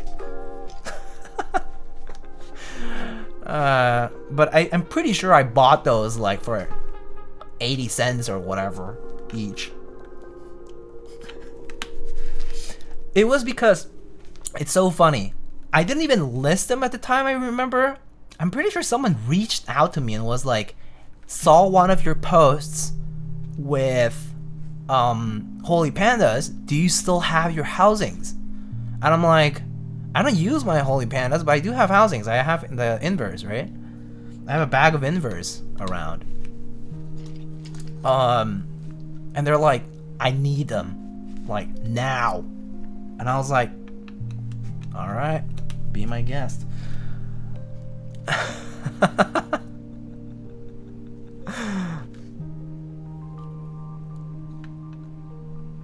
That was my biggest flip.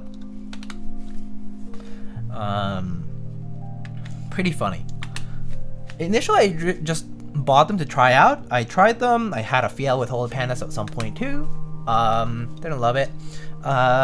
Just in general, didn't love the holy panda experience overall. I think they're a nice switch and all. I mean, they sound clacky, all that, you know, like loud. It was kind of too loud for me. And I just don't really love the bump right at the top on MX switches. And like a heavy return like that, so I just kind of abandoned it after I tried that. I tried the Holy Chickies or whatever, which was like the Halo True and the MX Blue, I think, housing, which had some issues too with it. You had to like, the stem was a little too big for the housing, so you had to, potentially you had to sand a little bit of the housing because the keycaps would have a hard time like traveling down.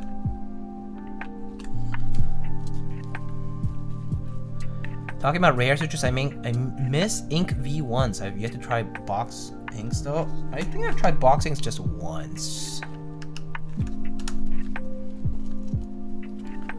I don't understand how people thought those super sharp tactiles felt good. I mean, there are still people who love them. Like, what's that? Zycos?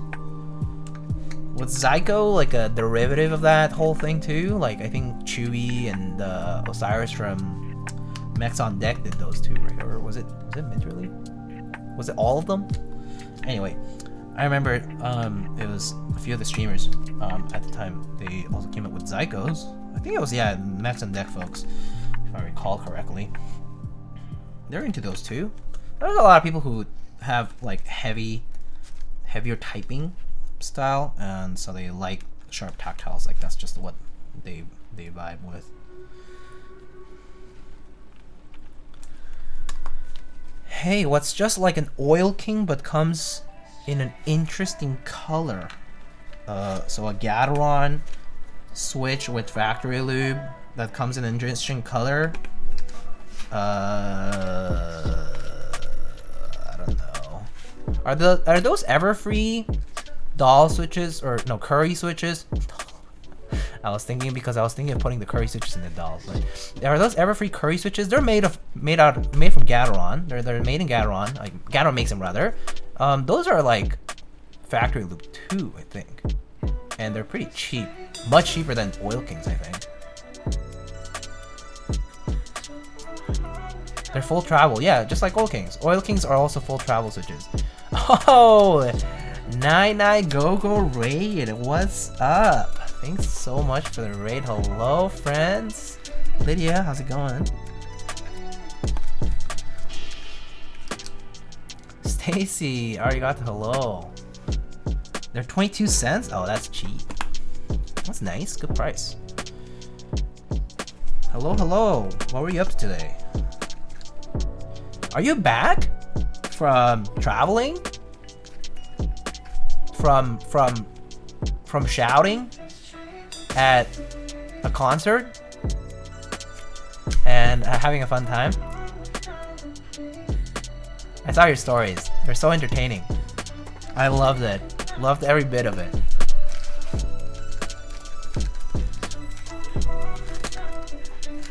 My voice is still dead? Yeah, I can imagine. You really just go streaming right after you got back? Damn. What a trooper.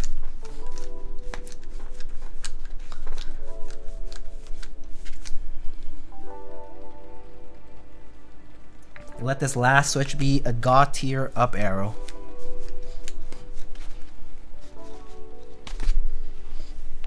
We go hard. Nice. Well, welcome back. Hope it was a fun trip. I mean, I know it was fun, but hope you had a safe landing and a little bit of rest, hopefully. Is this like a plateless board? Yeah, it's basically plateless. Like, it literally just has these, they call it bikini top mount, but it literally is just to keep the, you know, PCB suspended at the right height. So it's basically a PCB mount board. Pretty cool.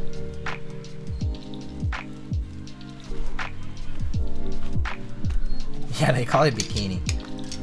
I think it's kind of funny. Funny name. I like it.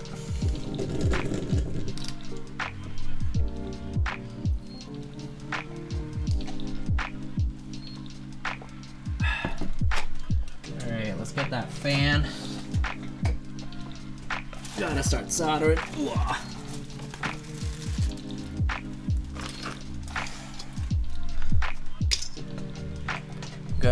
Yes, they will have a full plate option too. Yeah. Just for the review units here, we have this bikini top plate, and then also sort of like the novelty of it. I'm gonna go ahead and put the filter on so you guys don't have to hear the fan noises.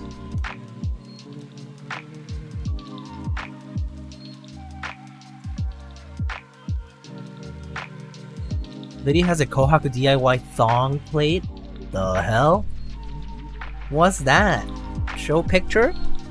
Or is that too... Is that not safe for work?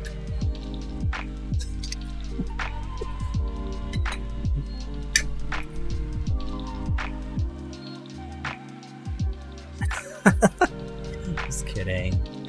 Picture didn't happen? Yes. What do you do? Do you like chop a plate into a half plate kind of thing?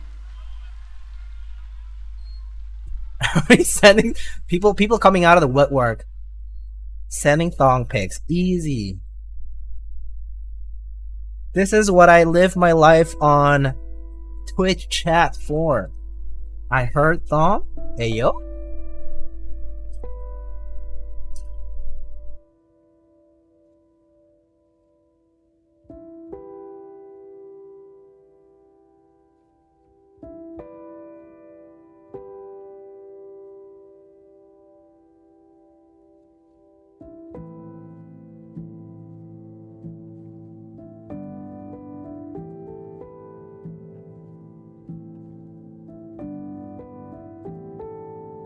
Are you not following the landing keywords already?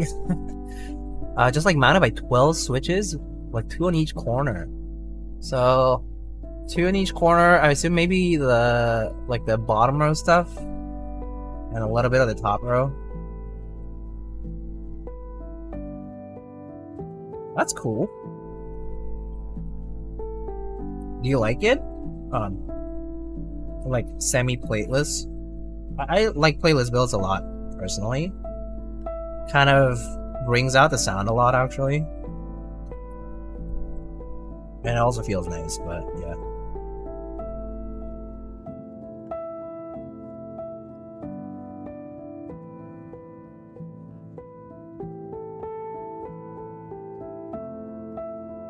That's nice, TVH. I mean, basically half plate experience, I guess. What mount do you like with plateless? Plateless top is fine. IMO. Like the Jur, you know, the Jur A06 or the Jur TKL? That one's basically PCB mount. And it's top mounted, I think. It feels nice. It's a nice board, actually.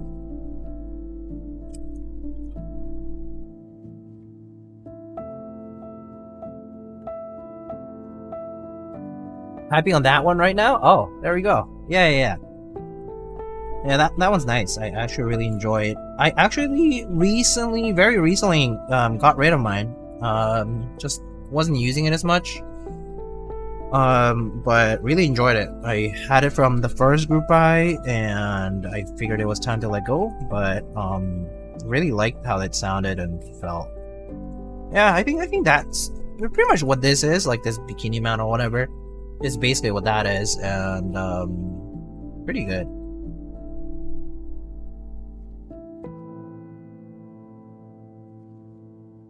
Tap hole plateless, super bouncy even with the hardest tap holes you can find. Yeah, true. Definitely not as rigid of an attachment to the top piece, the case pieces. So yeah. I guess the Dodgy Seisero that's currently in the process of packing and shipping, at least by I think by Thought Keys. That one's gonna be plateless, so I'm probably gonna build that plateless. I do think I was thinking of doing plate, but I think the unique value of plateless is what appeals to me, so I'm probably gonna do plateless on that one. I also don't think did it come with a plate by default? I don't think so. It might have been an add-on, but I'm probably not gonna do a plate on that one. And just go with plateless on that. I've tried to play this W1 as a trampoline. The thing about W1 is that such a long keyboard. So I imagine that's a good reason why it might feel like that too.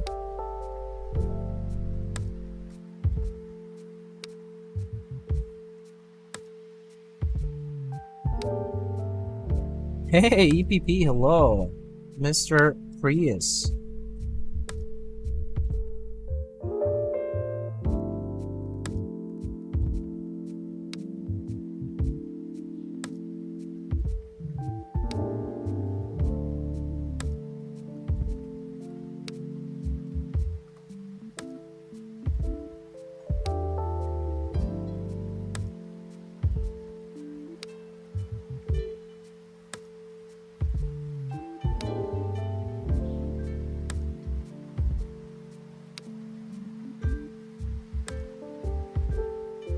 W1AT mounting points are definitely more spread out. Yeah.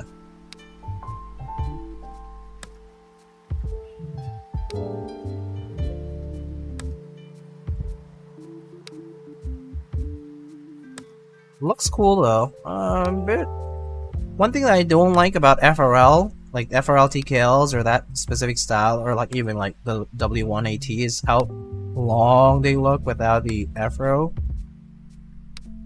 Kind of odd. Kind of reminds me of that wasn't a keyboard from the TKC? Was it the candy bar? That one also looked long in one dimension, a little bit too much. So just a look, it kind of looks eerie, I guess. That's what I'm really trying to say. More of an aesthetic thing actually, not so much of a function thing. I think functionally they are probably just fine. Just aesthetically seems to take up so much desk space.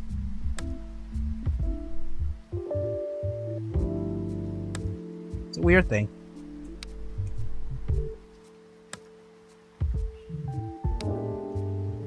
FRL TKLs are just icky 68 with extra steps.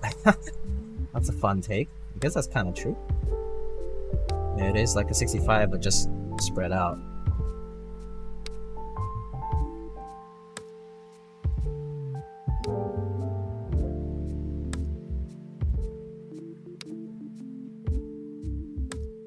Keyboard stick. I mean, nothing wrong with them. Recently I remember seeing some. I'm saying abomination as a way of like an endearing way to put it, but I don't really mean it that way. I think Mr. Piketty, posted. Was it Piketty? Probably was. He always comes up or does projects with quirkiness. Posted some ridiculously long keyboard thing? Skateboard? Longboard? Whatever it was. I remember seeing that. Was it in Keycaps or Reddit? I remember someone posted that on the server. The long boy. I've seen that thing too many times IRL now. Oh, okay. I mean, I assume that there's prototypes. But yeah, that shit's crazy. That is a keyboard of all time. That's a layout of all time. For sure.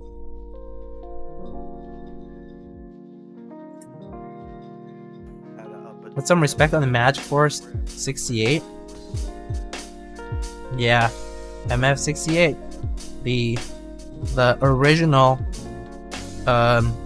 classic recommendation for that specific layout, the 65% with the 4-key cluster on the top right.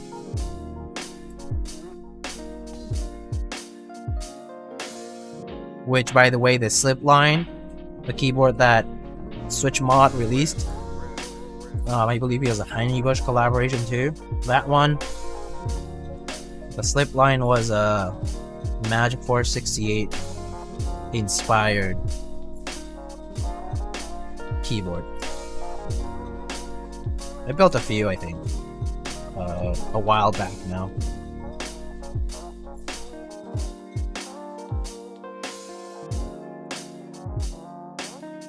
Toyed around with F-row-less, num-row-less, full-size with XT column. Thought "Oh Moi Moi" was a fitting name for that. I'm confused by the naming, but yeah, they sure are interesting things. Not for me. I like my classic 60 TKL stuff. If I need a numpad, I typically just have a separate numpad. Although I really don't do enough data entry anymore to warrant using it that much.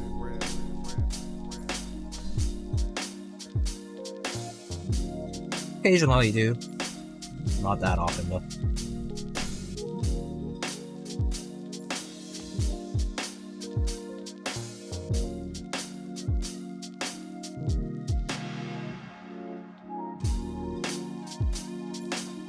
If you Google Oumuamua, you'll see a really long and thin asteroid.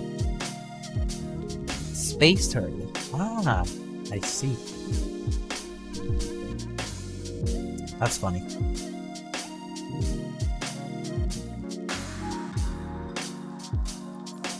Genius branding on my part, if I do say so myself.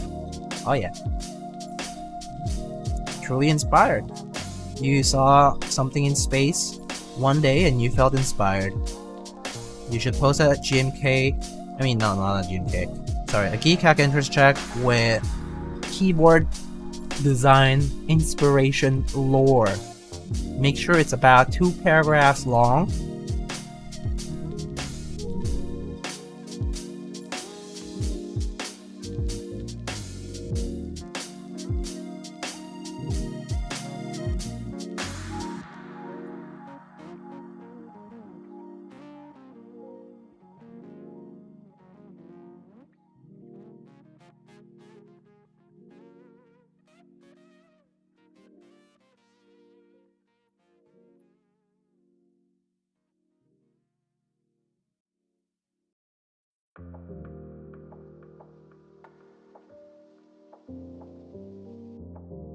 Two paragraphs in light gray text over a night sky to make sure no one can read it.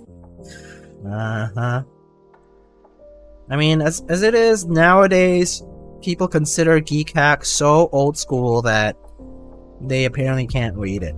So, there's that. Too much text, though, for the current day and age. Imagine reading. Just insert the memory into your, like the text into your brain somehow. Short form content, maybe. Gotta do a TikTok.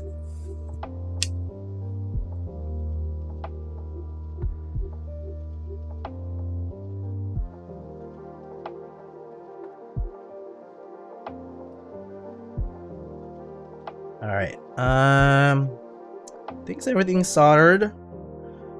Before I actually install it into the case, I'm gonna just double check with plateless stuff. Gotta always watch out for whether you accidentally pressed a switch or two out a little, because there's less plate to hold it all together. So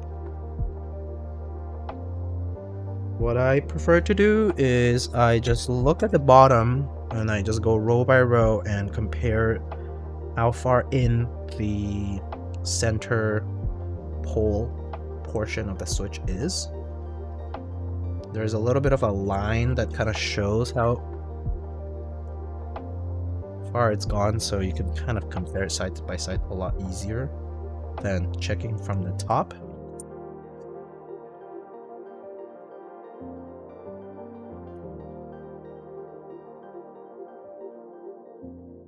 Okay, I think it looks pretty good.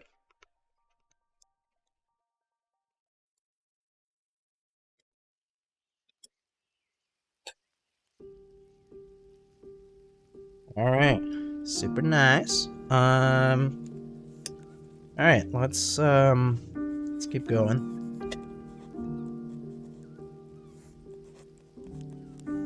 Oh, it is plateless, so maybe I should install these guys. Oh, Avo! Thanks for the 23. Geeka just needs to put Subway Surfers on the right screen and it will be alive again.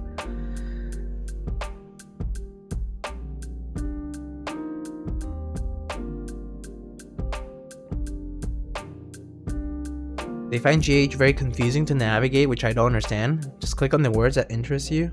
Yeah, fair.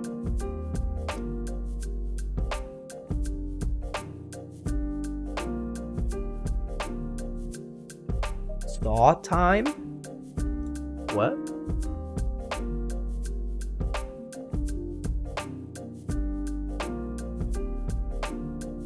Movie?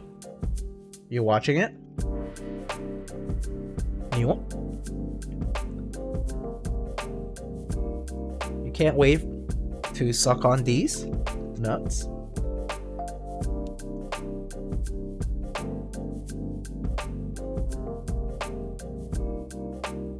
Oh, SAW. Oh, yes. I'm excited for that too, actually. But there's too many jokes around it that, I mean, around the words. Couldn't help it. Couldn't help but wonder if I was just being led.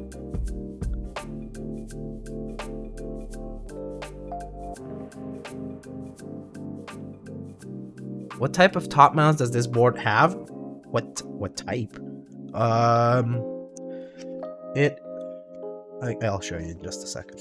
Let me put these little clips on. But basically, you can use this. Has this bikini top mount plate, which basically is to hold the, the assembly in the right place. And so okay, let me. And it has some of these relief cuts here too, from what I'm seeing. But it's basically top mount. I mean, if you get a full plate, you'll obviously make the alpha cluster more rigid feeling. But yeah, you have like a leaf spring tab, like relief cuts, like people might call it, or you have like the standard top mount type, which is on the regular little tabs that are located on the plate.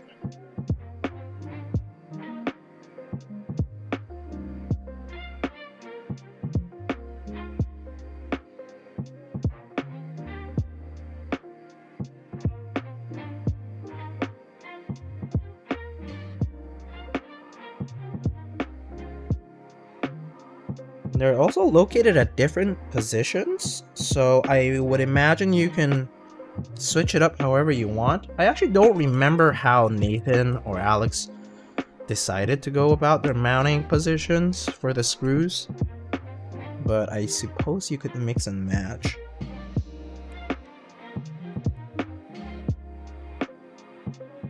Hey, Shona is hello. How goes it?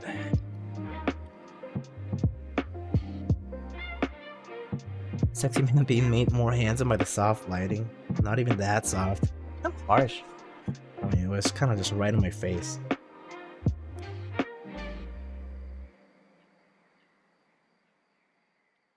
I wish I had some more space to make it a little better with the lighting, but I get delegated a very specific amount of space to work with my desk, and that's the space I have to respect as it goes.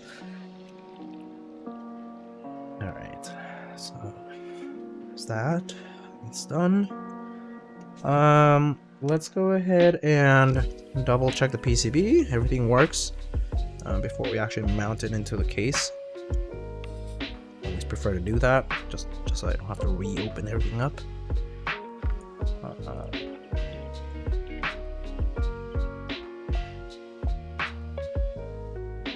Diego, do you have a favorite or preferred store for Cerakoting a keyboard?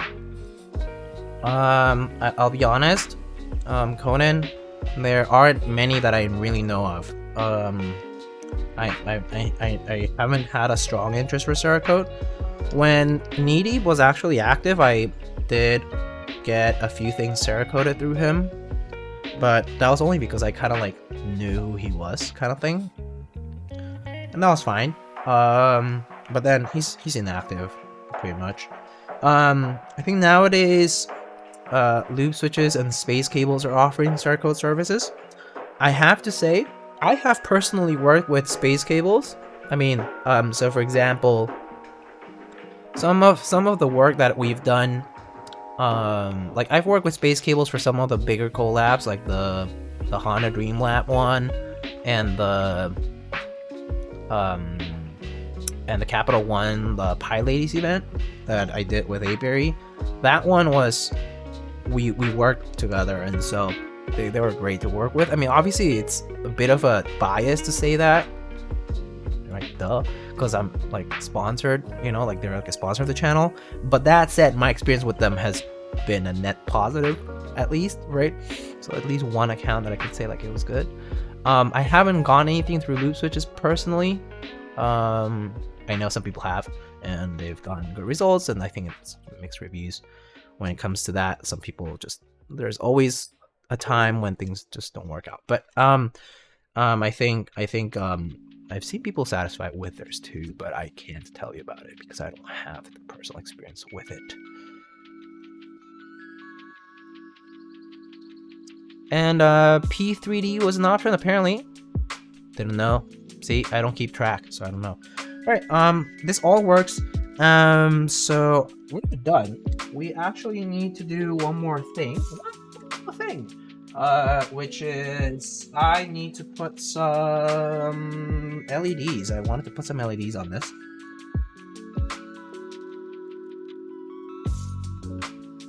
I bought a bunch of LEDs from Kibo store. So I'm gonna try some of these guys. Do you need a bare alu board, or can they remove anode? They can sandblast it probably for you, I would imagine. To do Cerakote application, you do have to be certified, and part of that is doing the sandblasting process too, I think. So I'm sure they can sandblast off the coating for you. Let's see, red, white, pink, yellow. I'm pretty sure I have a few other colors. We can do maybe RGB for the indicators, or R something, I don't know. And then, do I have any, maybe yellow for the caps lock? Could be kind of cool. What temp do you desolder? Myself? I desolder, depends. If it's leaded, first of all, I melt a little bit of regular solder, leaded solder. I mean, sorry, if it's not leaded, my bad. If it's not leaded solder, I apply some leaded solder with my soldering iron on all the joints, one pass, and then I desolder between 350 and 400 Celsius. If it's regular, like 6337 or 6040 leaded solder, I just use 350. 350 Celsius.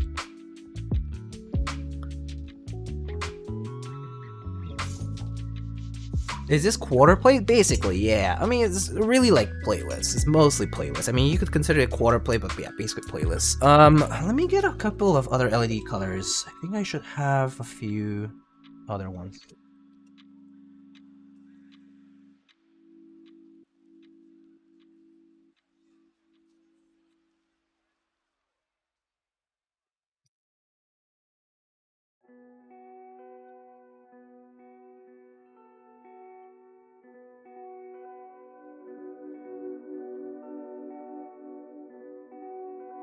Oh, okay. Let's see. LEDs. Okay, looks like I have some emerald ones here. So we can do RGB maybe at the top right. And then, honestly, I don't really use scroll lock, but why not?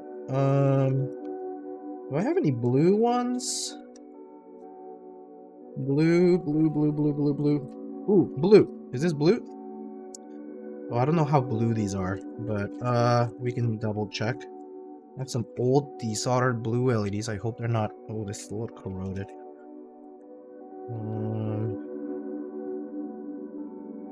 Let's check this one. I'll just put the pack out here, and then maybe for the rest I can just do white or something.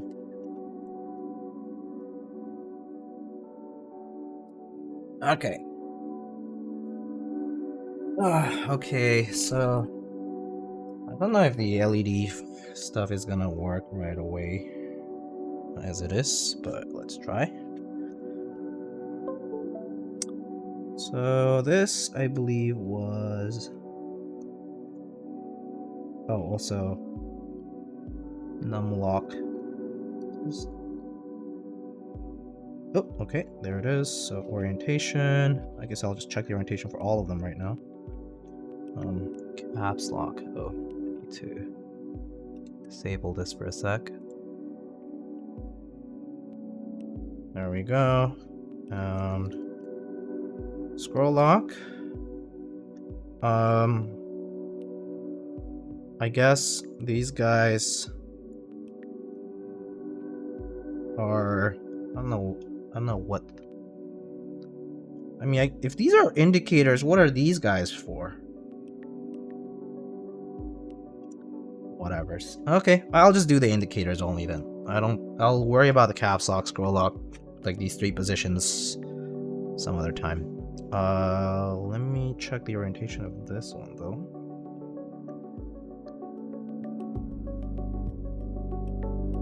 Does it light up even? Does it even reach? Oh, sweet. Okay, that's blue. Okay. Oh, for shine through. Okay. Maybe I'll do white on the escape because a lot of times we use white. Okay, so let's solder some LEDs.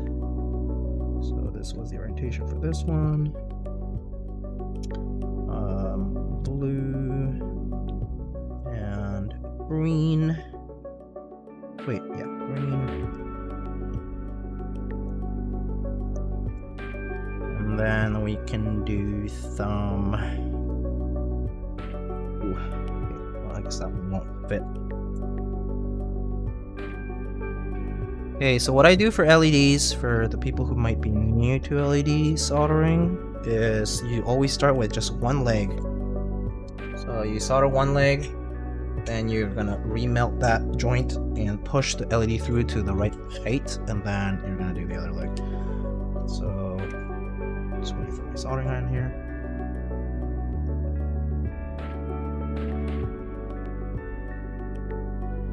one leg. Either one is fine.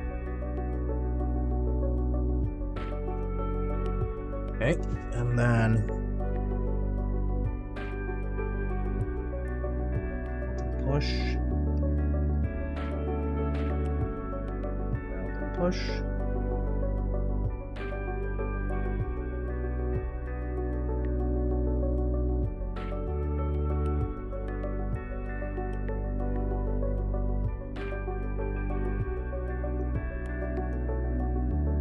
Had to hold one of these.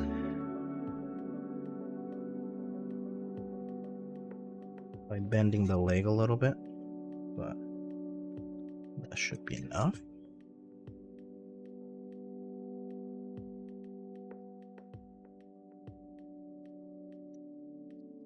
And then you can just go ahead and solder the second leg.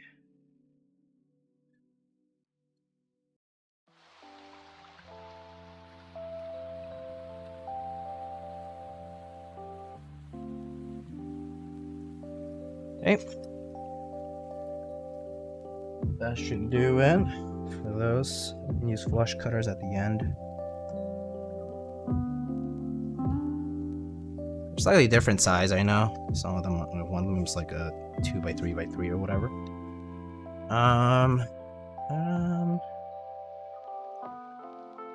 I'll put a white one. Pink, white.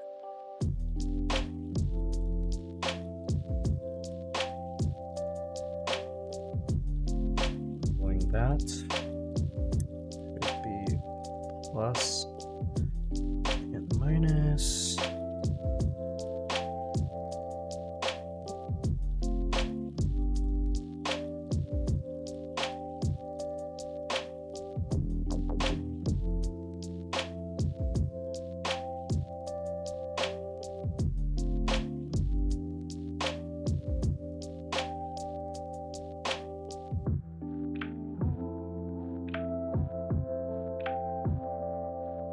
Okay, solder LEDs.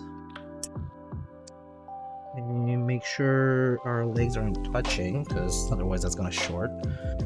And you can test them right away if you want. I'm just gonna do that now. Put that in. And that one, oh, they're all lit up. Nice. So they all lit up, which is a good thing. So I can go ahead and unplug. And clip your flush cutters. Clip, clip, and they rust.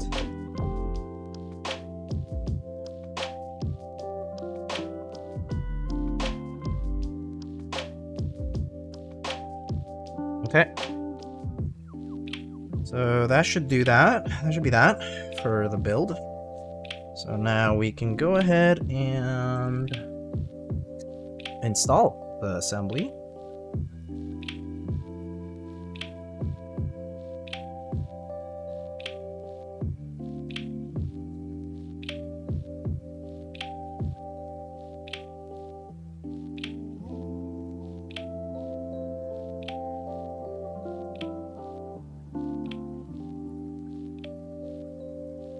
Oh, great. Alright, let's get our case now.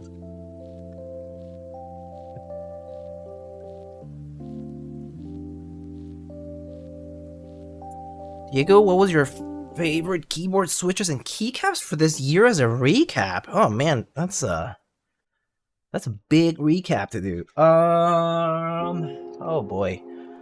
It's tough. I need to go back and see. Actually, because I don't remember which one's 2020 whenever and 21 ever, you know? It's been a long year.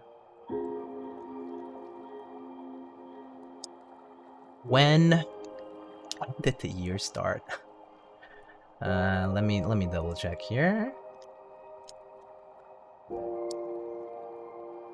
When did the year start?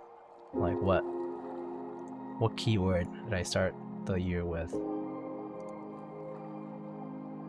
2023, right?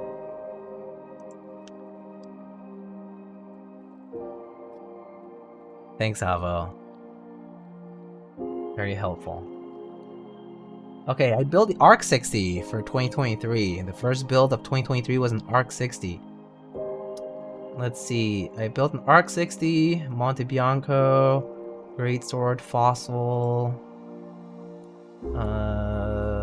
What was this? Unicorn, Ripple T-Kill, Magnus, Box 75, Mode Envoy, Envoy Martingale, Funky, Vega, 70, 722, Bias, Jaguar, Gap 910, another Box 75, Hybrid, HKB, Tiger 80, Light, Type 60, Forever, JB2ME, 265, Nyan T-Kill, Ryujin, Keyco number 2.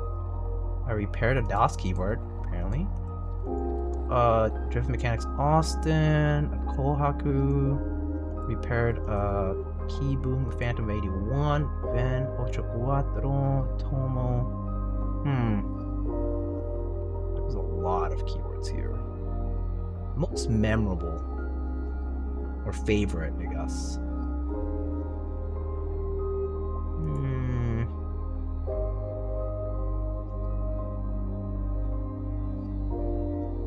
This year, apparently, I built a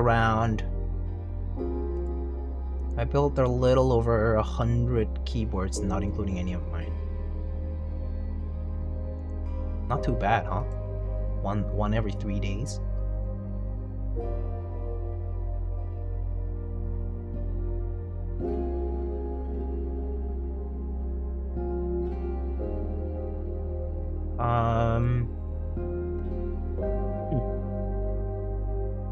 Keyboard. I really like the Jag V2 personally. Arc 60 was actually pretty memorable. I really liked how the Arc 60 sounded and felt. It was a really solid board.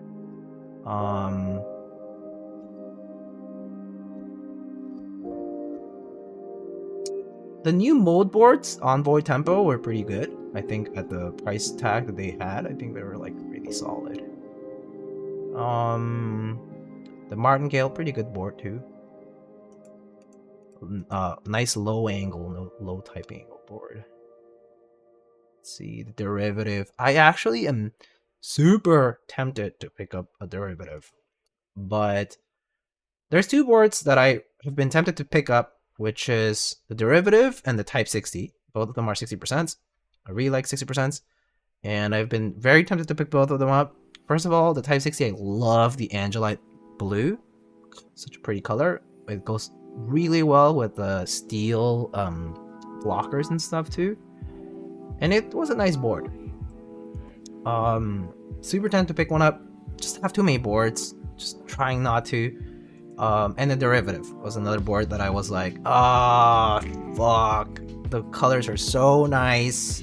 It looks good. It probably types great. I mean, it did. The very brief time I had it, I actually returned it right away, which was kind of a bummer.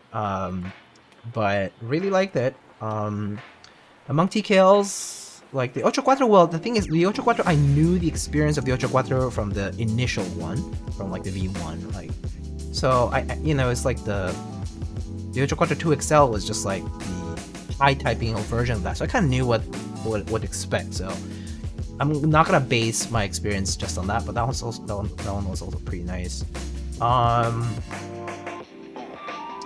Where's this other one? Got a 65. I don't have a 65. I did have one before. I sold mine because I wanted to buy an 84. Let me check in here. I like the Alicia a lot. The Alicia, the Patty's Alice layout board with really thin bezels. That was kind of nice.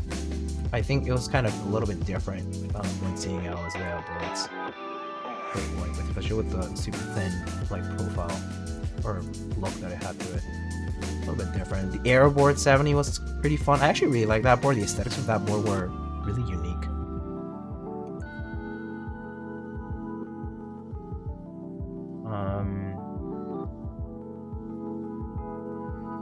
Yeah. I mean, there's other boards I could talk about, but those are some. Switches though, I know what I like already. MX Blacks, MX Browns, MX Clears, my go-to. Gadron Milky Top switches, linears, right? Great. I've told Zepsody 10 million times. Zepsody likes their MX Blacks, okay? They like MX Blacks, and I tell them, make a goddamn factory lubed, or like, you know, hand lubed or whatever, goddamn switch that is not long pole and is linear with lube with tribosity 3204 or whatever it is. Just do a Wisteria V2 without the long pole. Why does it have to be long pole? That's my only thing. Just make it not long pole. A non-long pole switch I can just buy, stock, use it without doing anything to it. That'd be great. I like these factory lube, hand lube switches or whatever, but they're all long pole switches. What the heck?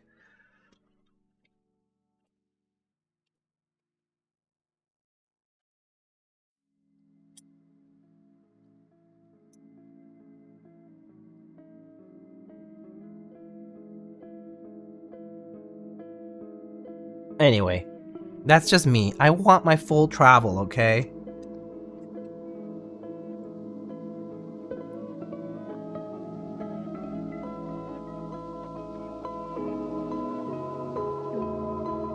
That's all. Long poles sound great, okay? Don't get me wrong, they're smooth. They sound really nice. I actually do enjoy that, like, okay, like Kale Creams are a good example of that, like, long pole-like sound without the long pole, right? Or like without the shortened travel, right? Right? I mean, there's a few other switches, right? I think some of the Keyspensory switches, I think the Haze switches have that too. They're also factory loop, pretty smooth, great, you know? And they're also like long pole like sound with the full travel.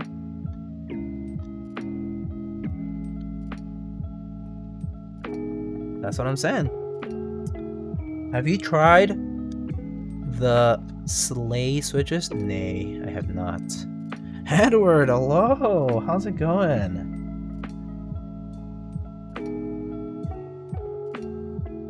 My guy with the great photographs out there in the other side of the world. Love your posts. Let's open this bad boy up. Oh, heavy. Maybe 2024 will be their year of full travel great factory loop switch. I hope so. Vintage style coming back. I mean, it's always been on and off. Yeah. What would even happen if your stem had no pole? I don't know what would happen, Alvo. Then I'll have no pole to show off.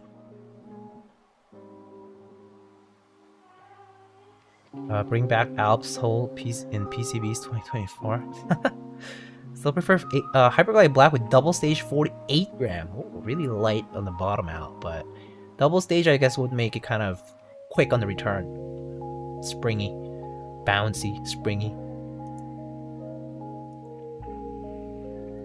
Alright, let's see. Let me just take a look at this doc here. Okay, so the Bina 103 offers 2 mounting positions for the daughter port. You can switch sides following the steps below. Okay, so I can undo all this stuff, and the case foam is just prevent shorting. Alright, and the rest is just setting it up. Okay, great. So let's first decide the side where I want my cable. Let's see. Between right and left, I have my audio stuff right here, so I think left will not do it for me, so I'm gonna put it on the right side. So I need to switch it. So let's do that.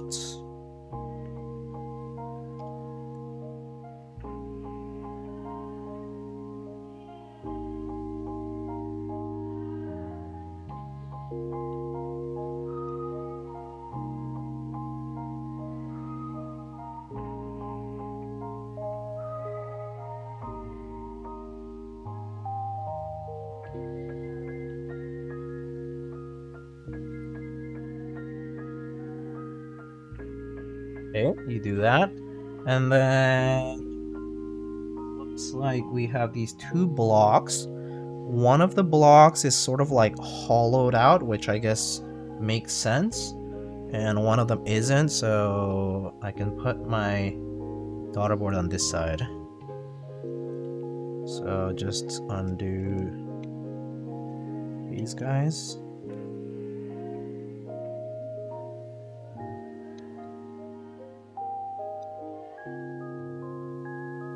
Okay, undo that. This little plate just has this engraving that says 103, pretty standard. Is this copper or steel? I'm not sure. I think copper maybe. Okay, and then just mounting the daughter board. So daughter board should go like that.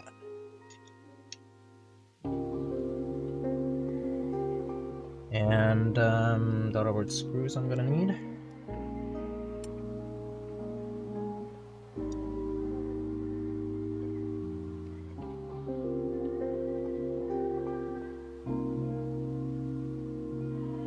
Sorry, that was just my tweezers.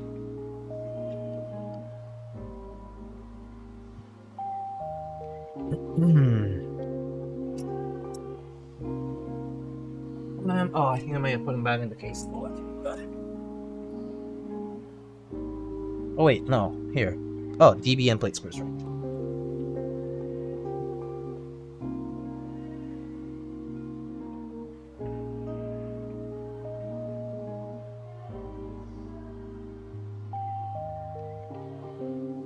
So these screws are hex. Oh, we got a mix of hex and Torx. Feather, if you're there. I'll be honest with you, I would highly suggest either adding a Torx driver to the kit, because not everybody has Torx for the screws. Hex is more common, but Torx isn't. So if you're gonna have a mix of both, might as well have a driver for them. For people. Because, yeah, I think that's kind of a user experience thing. Probably wouldn't be happy if I were getting my keyboard and I couldn't open it up. Or just switch to hex. Or all Torx. However you want. I see the Torx ones are T8s and these guys are M2s, so yeah. Unless your Diego deal has I mean, I have to do this like for other people, so I better have the tools, right?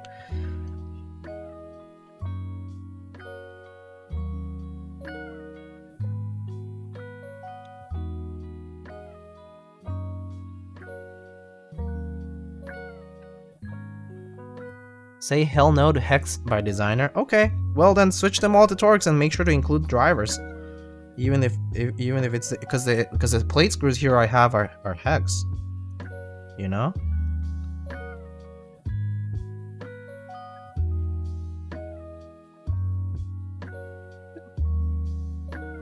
Need space for the DB, eh? But I use a plastic thing for that. A little scared of scratching stuff here.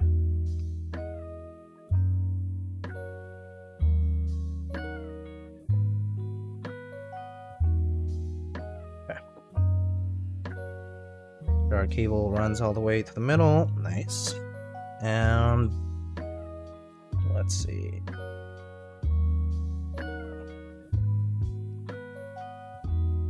We just switch sides. Ooh, nice. Good positioning. The port looks nice and centered. Alright.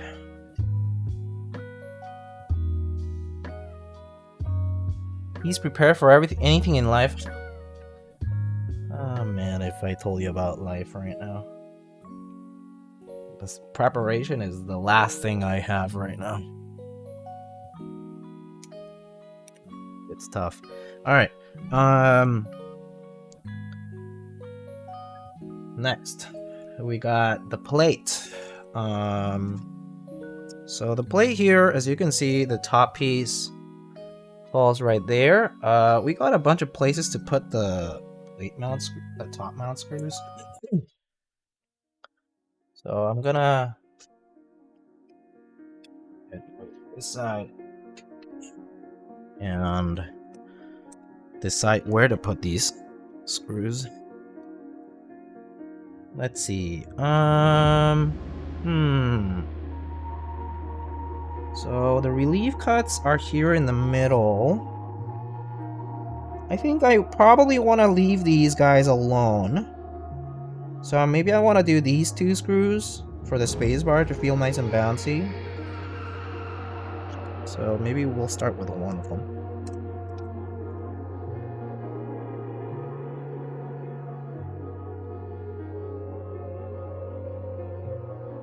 And then let's do the opposite side. Honestly, I think if the corners have screw spots, I don't think they need them though. We'll just do with the middle one here.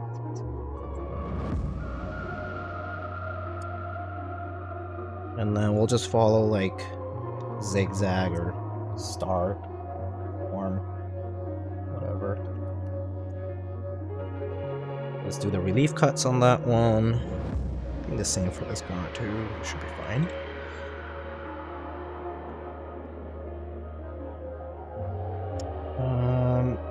But as I said, for the spacebar, I want the screw positions not at the spacebar, so we're gonna avoid that one and put it here.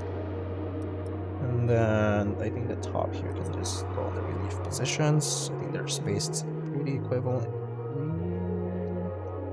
Is that like not reaching? Oh, don't tell me the LED is too tall.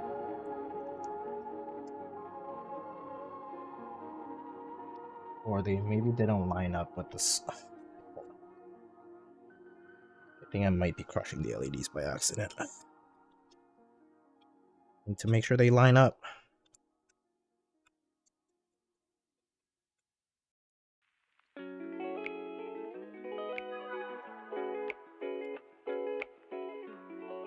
Forgot if I already asked this, but did you enter the most recent lat artisan raffle? Is that the one, the one piece one?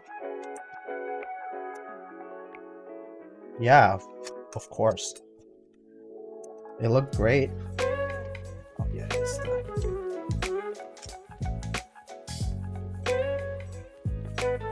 Yay.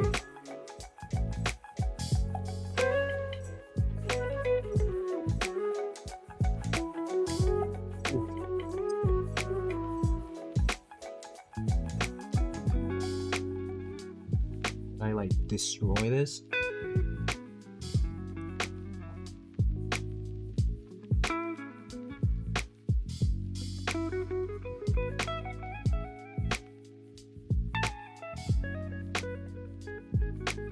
Dust. Okay. Cool. Lines up now, I think. Okay, perfect. Did you win? Yeah. I am getting one. Okay. Got lucky. Pretty excited.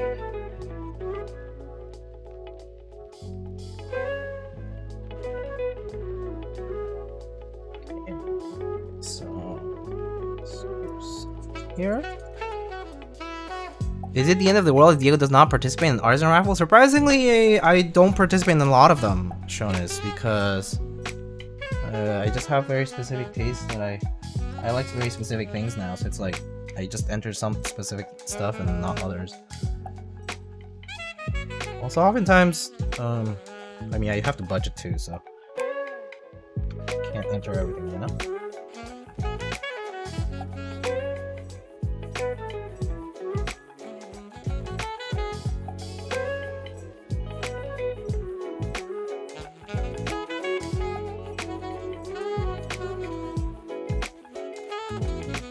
Okay.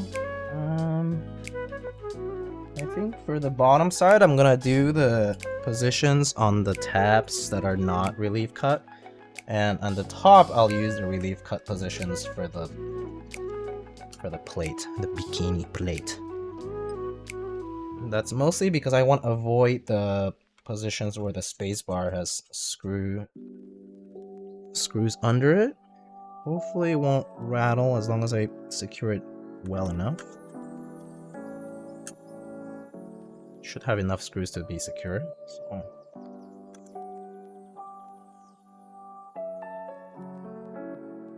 Okay. Pretty much done. So we're just avoiding these 3 positions for screws, and then the rest is just like regular top mount, and then this is like the relief cut tabs for the positions. I just did that. It is uneven mounting, I guess, but it should be good enough for the PCB. All right. Looks good. Let us now put the keyboard. Thermal looking so nice. I love the thermal. Such a nice looking board. It sounds good too. I mean, I like it. I know some people might not, but I really like it.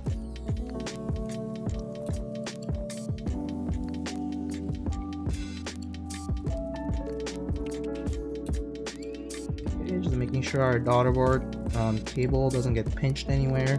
Oh, actually, probably for safety, good idea to put the little thingy that prevents shorting. I guess it doesn't really matter what orientation you decide, but also it helps to keep things under the in the channel. So just do that.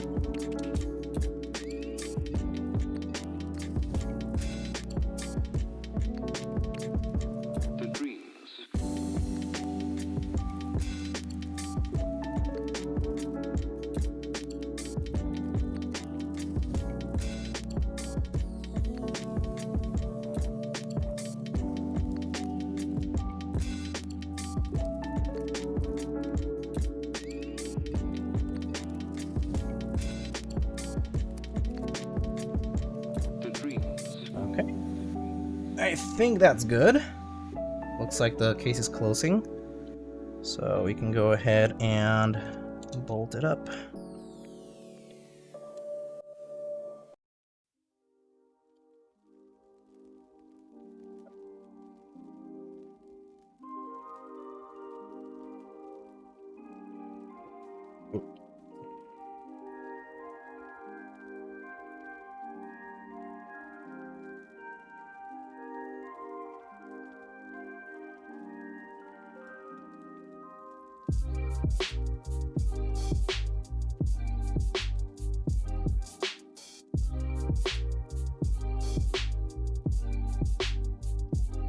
Putting wob on this? No way, dude.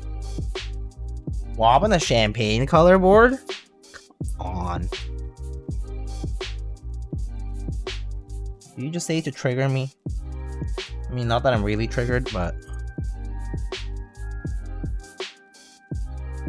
Come on, Avo. You know better. Of course I did? Okay, fair. I would do it too if I knew it triggered you. It's a form of showing love, right? Alright. Sheesh. Alright, let's just double check that it works. I remember Mr. Nathan had some issues with it. Maybe with screws and whatever. Ooh, look at that! How nice!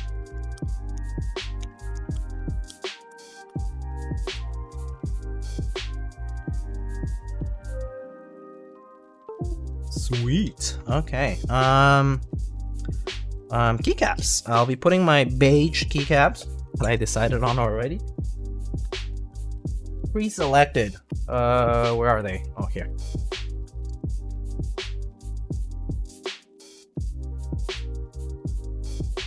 Yes, SAW. Yeah. Pretty excited.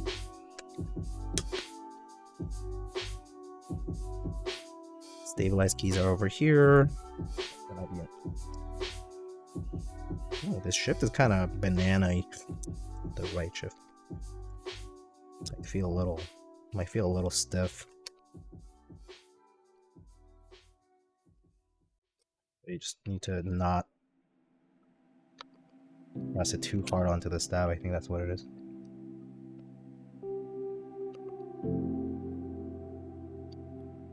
Yeah, right shift is a little banana. TBT things.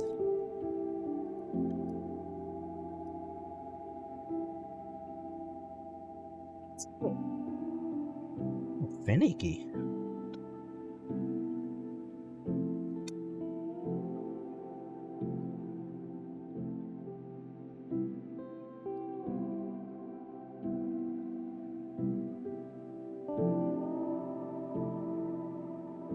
It's okay. If you think that if you end up thinking that the whatchamacallit, the right shift sounds a little off, it kind of does, because it does. Where's my plus key? Where's the plus key that I was using for the numpad?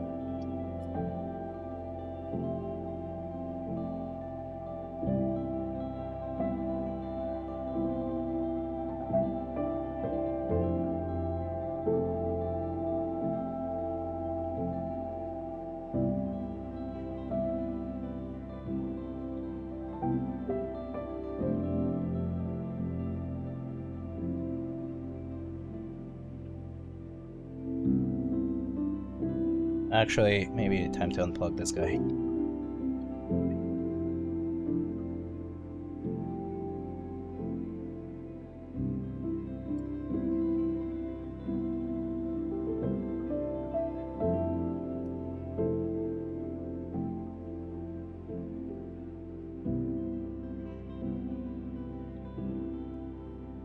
They should have put a knob, an LED, and rotary calculator, and no, I'm good. I don't need a calculator. Well, I mean, no, not on the board. Not on the board, not really. I've had one of those numpads, like is it the Pocket? I had those numpads that had the screen and stuff. Just never really ended up using them that much.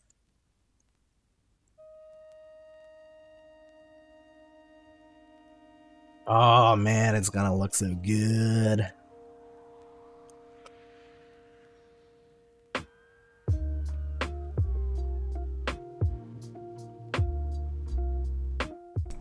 Gonna take out the filter now.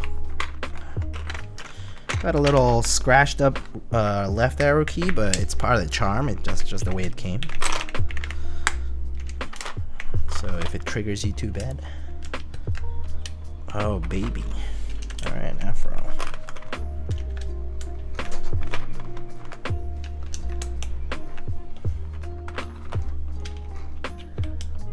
A rotary phone too, one of those little presidential ones. My dad has an adding machine that looks like a macro pad. It's pretty cool. Oh, neat.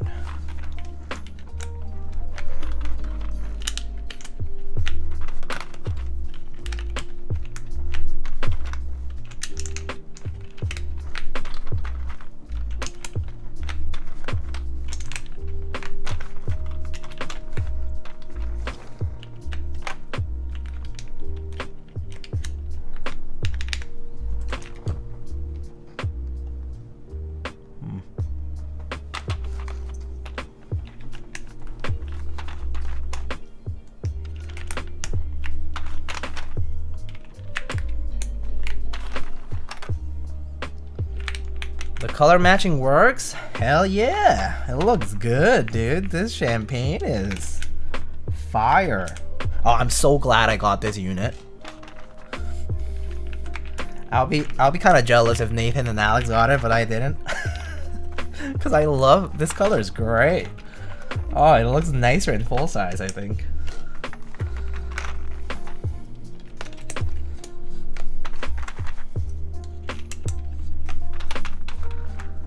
You get to keep this? Yes. So I do get to keep this. I believe. I think so. I think so. If not, I'll rescind it and say I don't get to keep it. I actually don't remember. I usually just ask after, but yeah. Like, I mean, it's basically like a way for me to just not really mind it, whether or not. But yeah, I think I do. I think I do. Isn't there a 10U spacebar option? There is, but we decided not to go with it. Okay, I guess I'll put these guys and then I'll just use 2 artisans. Alright. Oopsie.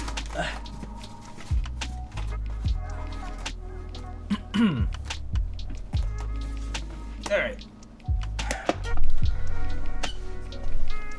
This looks too good to be returned? Yeah. Looks nice. Got a few beige things here. I know it's a little bit emptier than usual.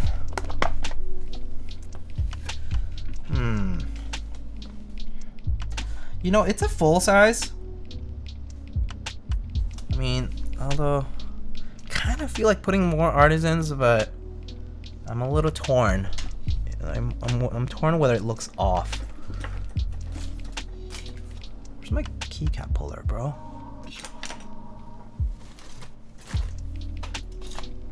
Fuck it, I'm gonna put 3 more here.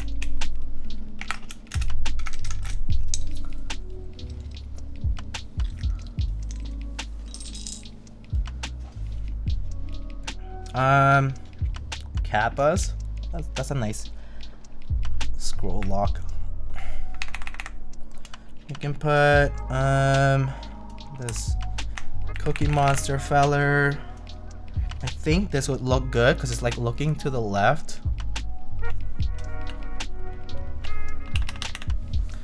And maybe I can do the Parage here, and I'll do the Pilgrim on the left.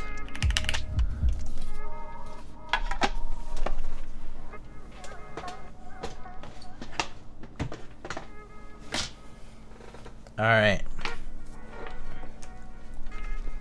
Where's my? I think my. Yeah, there we go. There's my Lindy. The part where I always cry with Ambi. Thank you. All right. So let's hope it's all good. Do this part here. Oh. Oh, is this? Oh, oddly enough, the caps lock LED is stuck at on, but I don't know why. Ah, whatever. But is it always on? No, it's fine. Actually, let me try to get back in. Huh? Yeah, it's stuck in the on state. Whatever. Looks fine though. All right. Oh wow, it's such a big keyboard that it just kind of barely fits on the screen. Is that good for focus? Looks good, right? Okay, so let's get our typing test window thingy. Oh wow, this is such a large board.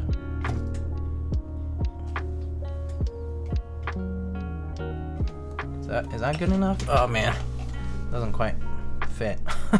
I'll tilt it a little for you guys. I know the depth of field isn't particularly great here, but just bear with it. And I don't want to switch to autofocus because it's gonna go crazy. Okay, so let me put the mic up.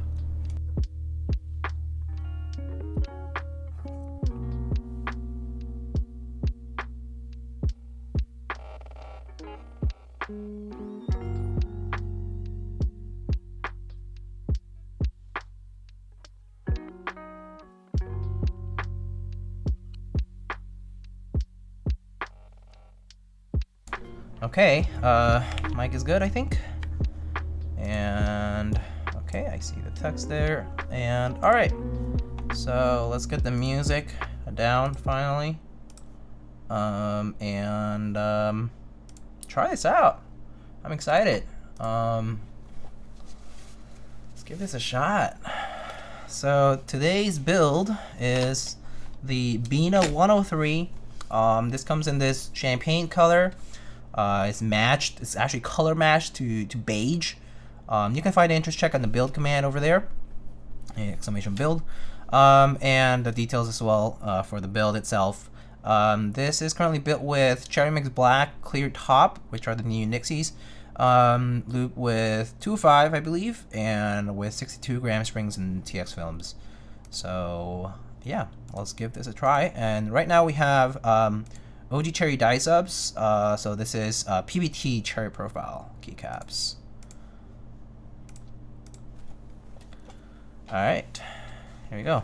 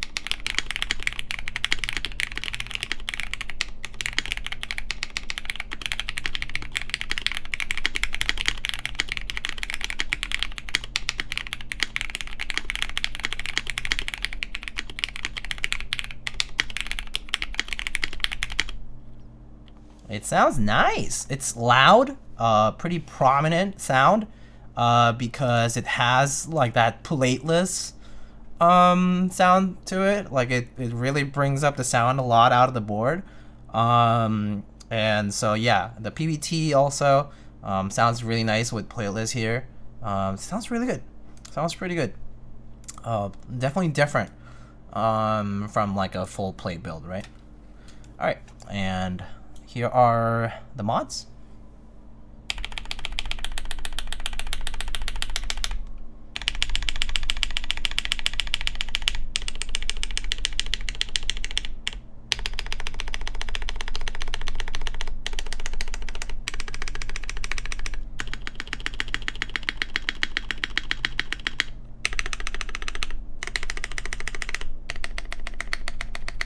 Yep, as I suspected, right shirt's a little dead.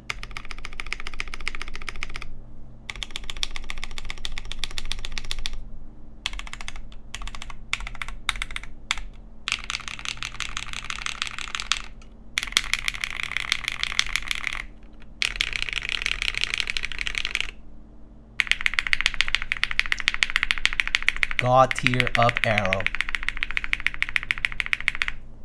God tier up arrow. Indeed.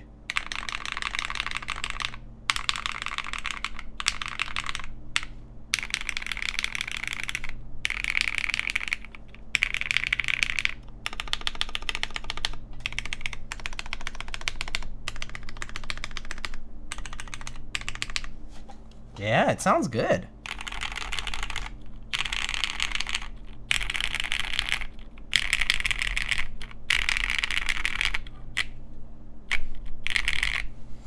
It sounds good. Definitely not a very bouncy type feeling actually, but it's a comfortable typing feeling because it's just a PCB, 1.2 millimeter PCB. It does have a bunch of screws that kind of like put this up to the case, so I did tighten them to a finger tight, but yeah, it sounds and feels pretty comfortable for feel, and sound is nice. Oh, by the way, the 4 here is a double shot. It had a missing keycap, but yeah. Oh, someone asked for a CRP spacebar? Yeah, sure. Do have CRP around here somewhere. Here. I think this is CRP. Yeah, here I have CRP from R5, I think. Are there plate files for a full plate as well? I believe they're going to have an add-on as well, yeah. And I imagine they might open source the play file as well, right? I don't know. The designer should probably answer that question though. The designers, or at least the runners rather. This is a CRP spacebar for a CRP. You wanna try the OG again?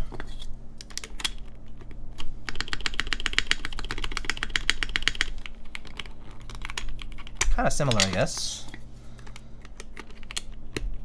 Maybe a little bit thicker. A little bit higher pitch maybe on the CRP.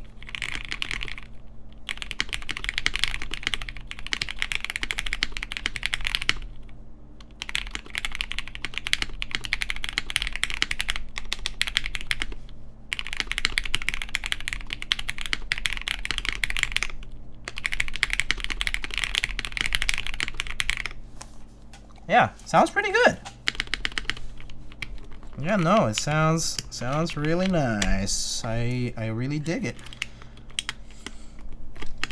Gorgeous color, and oh yeah, I do recall that this board has a pretty low front height, and you can actually see that sort of on the side here. It's pretty low front height. It does kind of just barely cover the skirt of keycaps here from Cherry Profile. This does have recessed stems though, so pretty low front height, but yeah, looks pretty good. And yeah, full size is definitely still a pretty sizable thing, pretty big, but nonetheless. Full plate will be available in ANSI most likely. That makes sense. I mean, I guess you could always edit and try a different plate. Ah, this sounds good. This sounds pretty good. I like it. We can show off the board here. Actually, I'm gonna move the mic over now.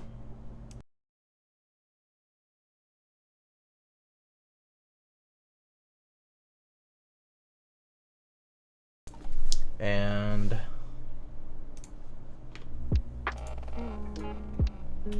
turn this off. So you can see here's the built form of the board. Pretty big. Very big board. You can see, but these die subs are gorgeous. I'm in love with them. I really like them. The LED colors, I mean, these LEDs are my LEDs, so I chose the LEDs. I chose the LEDs. You can solder whatever color you want. They're just 2-pin LEDs. You can buy pink LEDs, purple LEDs, white LEDs. Yeah, it's your choice. There is a side profile. Oh, look at that with R5. Because of the low front height, R5 just looks full profile, full cherry profile. Looks lovely. Looks good. It's good. When keyless, R5 higher than front height. Yeah. It really accentuates the full cherry profile here because of this, but it's a nice looking case here if you're into a full size board. And here we have the copper back portion. There's the USB-C, and this side would be if you have a fixed cable, if you happen to decide to do that,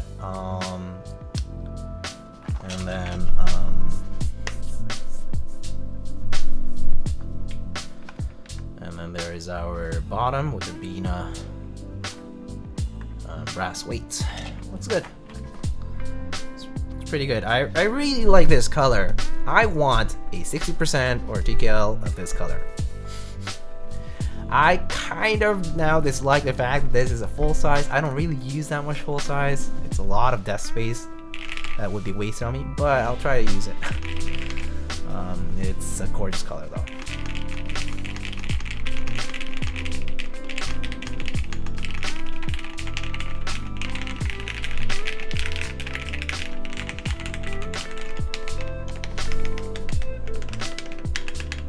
to maybe do a hot water bath for that right shift. It's a little bent, a little banana. Need some help. 60 is coming. Oh, cool. Run it in this color. This color. This champagne color, please. Actually, I like the look of it. Like the side profile and stuff. It's a nice look. Gorgeous color though. Gorgeous color.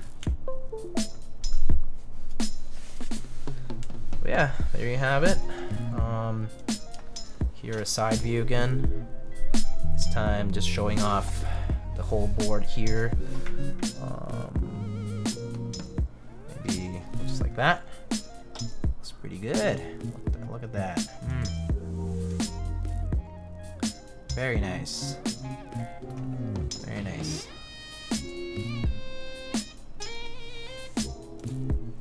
Okay. So, got any questions? Anything else? Did I miss anything? Okay, so any mentions?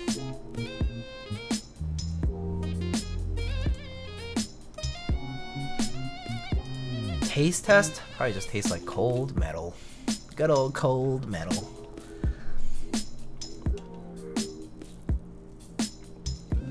A swipe card? Yeah, well, if you're interested, guys, this board will be running soon, right? I can double check the interest check just so that I don't disappoint you by giving you wrong information. So let's see. 10-degree typing angle. Oh, I see. Pretty high. Looks good though. With a low front height, aluminum inner batch, white copper, solderable PCB, 1.2 millimeter. 3 kilograms, 6.6 pounds weight. Has this bikini plate or aluminum like quarter plate, I guess. In stock format on sales format on Keyspensory, and then it will be shipped from China with express carriers. There's 2 Discord links, and from Tea House and Keyspensory. Tea House being the design people, Keyspensory being the vendor. $450 for the standard brass edition, which is, I believe, what this basically is. And there is a white copper version, polished white copper, for $140 more. This is 30 units, so pretty small run actually. It is definitely full size. It's definitely an ambitious project overall. So yeah, small run seems to be what's happening here. Gorgeous photos. Whoever took these photos, really nice stuff. They also have really nice artisans, by the way. Yeah, looks good. Price is really good for the unit count. It's a very low unit count, and the price is pretty good. I do agree with that. I would have expected this to be decently more expensive than $450 or so. Yeah. Time to take a nap. Oh, sounds good. Also, thank you for your advice. No problem. Yeah, let me know if you have any other questions. I certainly will give feedback wherever I can. But it sounds and feels pretty good. Looks good too, so no complaints on my end. I mean, honestly, both of the builds that we did yesterday and today have been pretty nice. It's good to see full size boards out there. Rarity. It's one of those things that if you are looking for full size today, like now, it's a very unique opportunity for you to get them. And if you don't get them now, you might actually lose that opportunity because they just wear so sparingly. Like in the past 7 years, I've maybe seen Mountain by Equal Z, TX 108, Fossil, this, the Kangaroo, which is left-handed. I can probably count them with my hands. Maybe there's 5 or 7 full-size boards that I actually know of. I mean, I guess there's a Matrix 10X or whatever. That's also full size. But that was like closed in China, I think, for the run. So, and it's pretty hard to get. Not many full-size keyboards, so pretty countable. Like I cannot name 10 full size customs. So yeah, if you're looking for a full size, this is a good opportunity, and I would recommend to seize it because it probably won't happen again anytime soon. That said, the market's there's a lot of boards out there, so it's easier to pick them up in the aftermarket if you happen to miss out. Are you a fan of Desky's films? I don't mind them. I don't mind them. I actually do like them. I do like Desky's films. They definitely dampen a little bit more, but they're not particularly bad. With this board, how many full size do you have now? Customs, just 2. The Kangaroo and this one. Which board are you bringing to a meetup? I've been debating bringing this one and the Kangaroo, like the one I built yesterday too. I'm not sure though. I might just bring the Kangaroo just because it's different, you know? It's a little unique, but yeah, I mean, I don't know. I'll see what I can carry. I think that's the most important thing. It's a lot to carry. Like, I'll have a backpack with a couple, like, yeah, I'll have like a backpack with some artisans and then like a board. So, and I'm gonna be carrying that around all day, essentially. So, yeah, don't want to bring too much. Can you see the Kangaroo again? Yeah, for sure. I should put it here. I figured somebody might ask.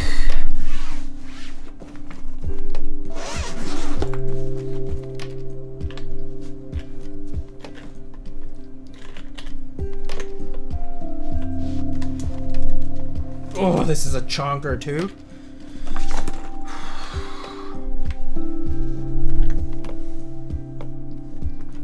There it is.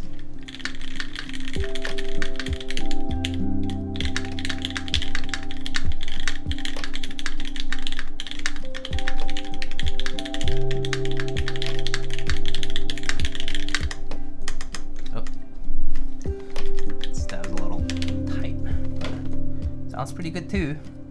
It's a nice board. They're different, but chonkier, I think, actually. But I think the Bina may be heavier because it has a weight, whereas the Kangaroo doesn't. But the Kangaroo does have more aluminum, so to speak. As in, like, the bezels are thicker and a few other things. So I mean, we can check the weight. Ooh. I mean, I'm sure the Bina is probably heavier than this. We'll see though. Okay, 3.2 kilograms exact. I'm just telling you, just believe me. It's 3.2 and 3.68. Oh, only a half kilo difference, a pound difference, basically. Not that big of a difference, despite this has some copper, has some brass. But this one is a chonker and has a lot of aluminum to it and weighs pretty close. 3.2 versus 3.7. Half kilo difference, not that big.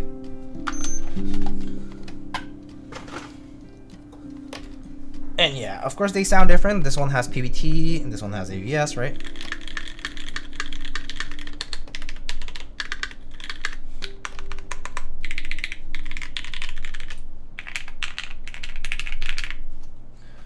But yeah, love the set on the top board. Oh, I mean, I love it too. It's been a long time coming. I really have wanted this, and I never thought I would ever have one. Actually, when I ran a small chamois set, mini GB. We had like a set that was basically like a replica of this, and I didn't end up liking chamois key sets, so like this is like super unexpected. But yeah. Keyword & Co. still the best set. Oh, Keyword & Co. You like that one? Great set on black keyboards, especially. It looks really good. Very unique keyboard. I mean, key set. My bad. Yeah. I need Polish programmer. Oh man. I mean, I only literally know of 3 boards total in the world that I actually know that exist, including mine. I actually don't think I've seen any others, which is kind of crazy.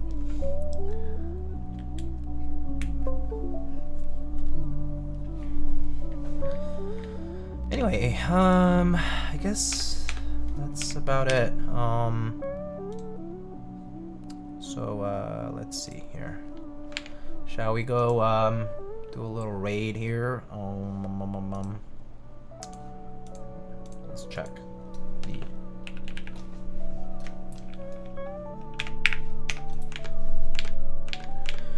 All right, I'm gonna wrap it up here. Oh,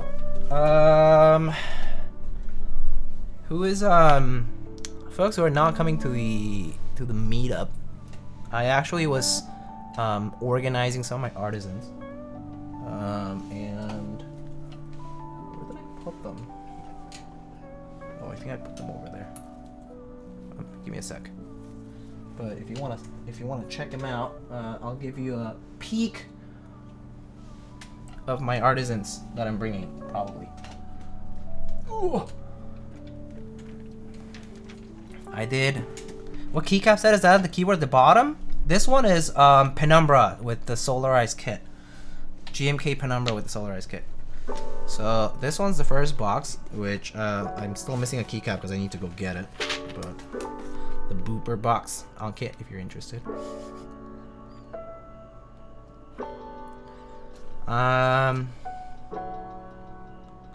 And then, so Booper is one of my favorite makers.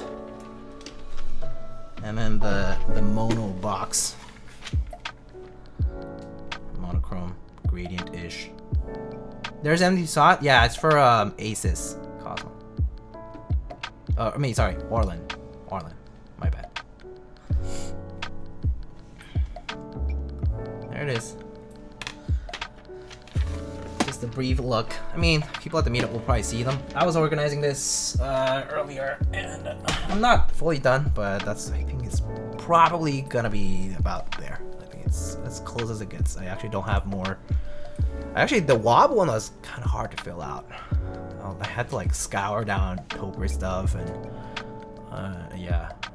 I actually realized I don't have that as much monochrome stuff as I thought. There's a lot of stuff that has a lot of color to it. But yeah, I'll get to see them at the meetup. Yeah. Thinking about selling my aces. I don't like the white. That's fair. White is definitely a niche of a pick. All right, who's currently streaming? Do you guys see any keyboard people live? If any, that you wanted to raid? If not, that's fine. Can you show the OG? Oh yeah. Ugh.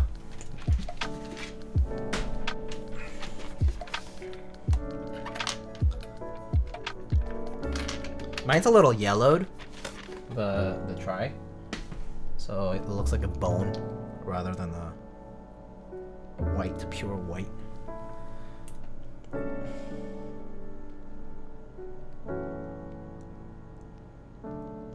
Kind of ivory. Sunbathe.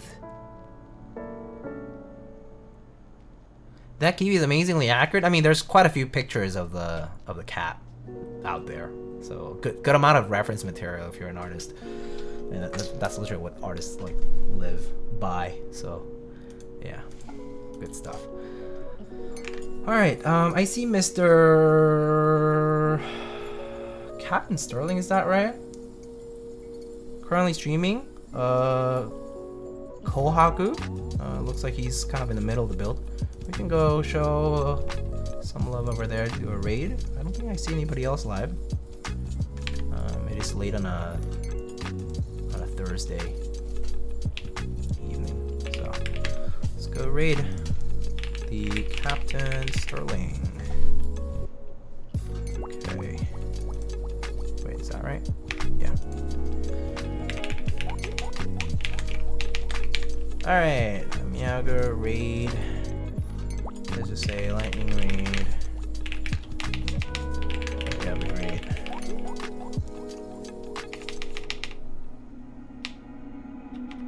Weeks over TGIF. Meow go hypers. Yeah. All right, folks. Gonna wrap it up here.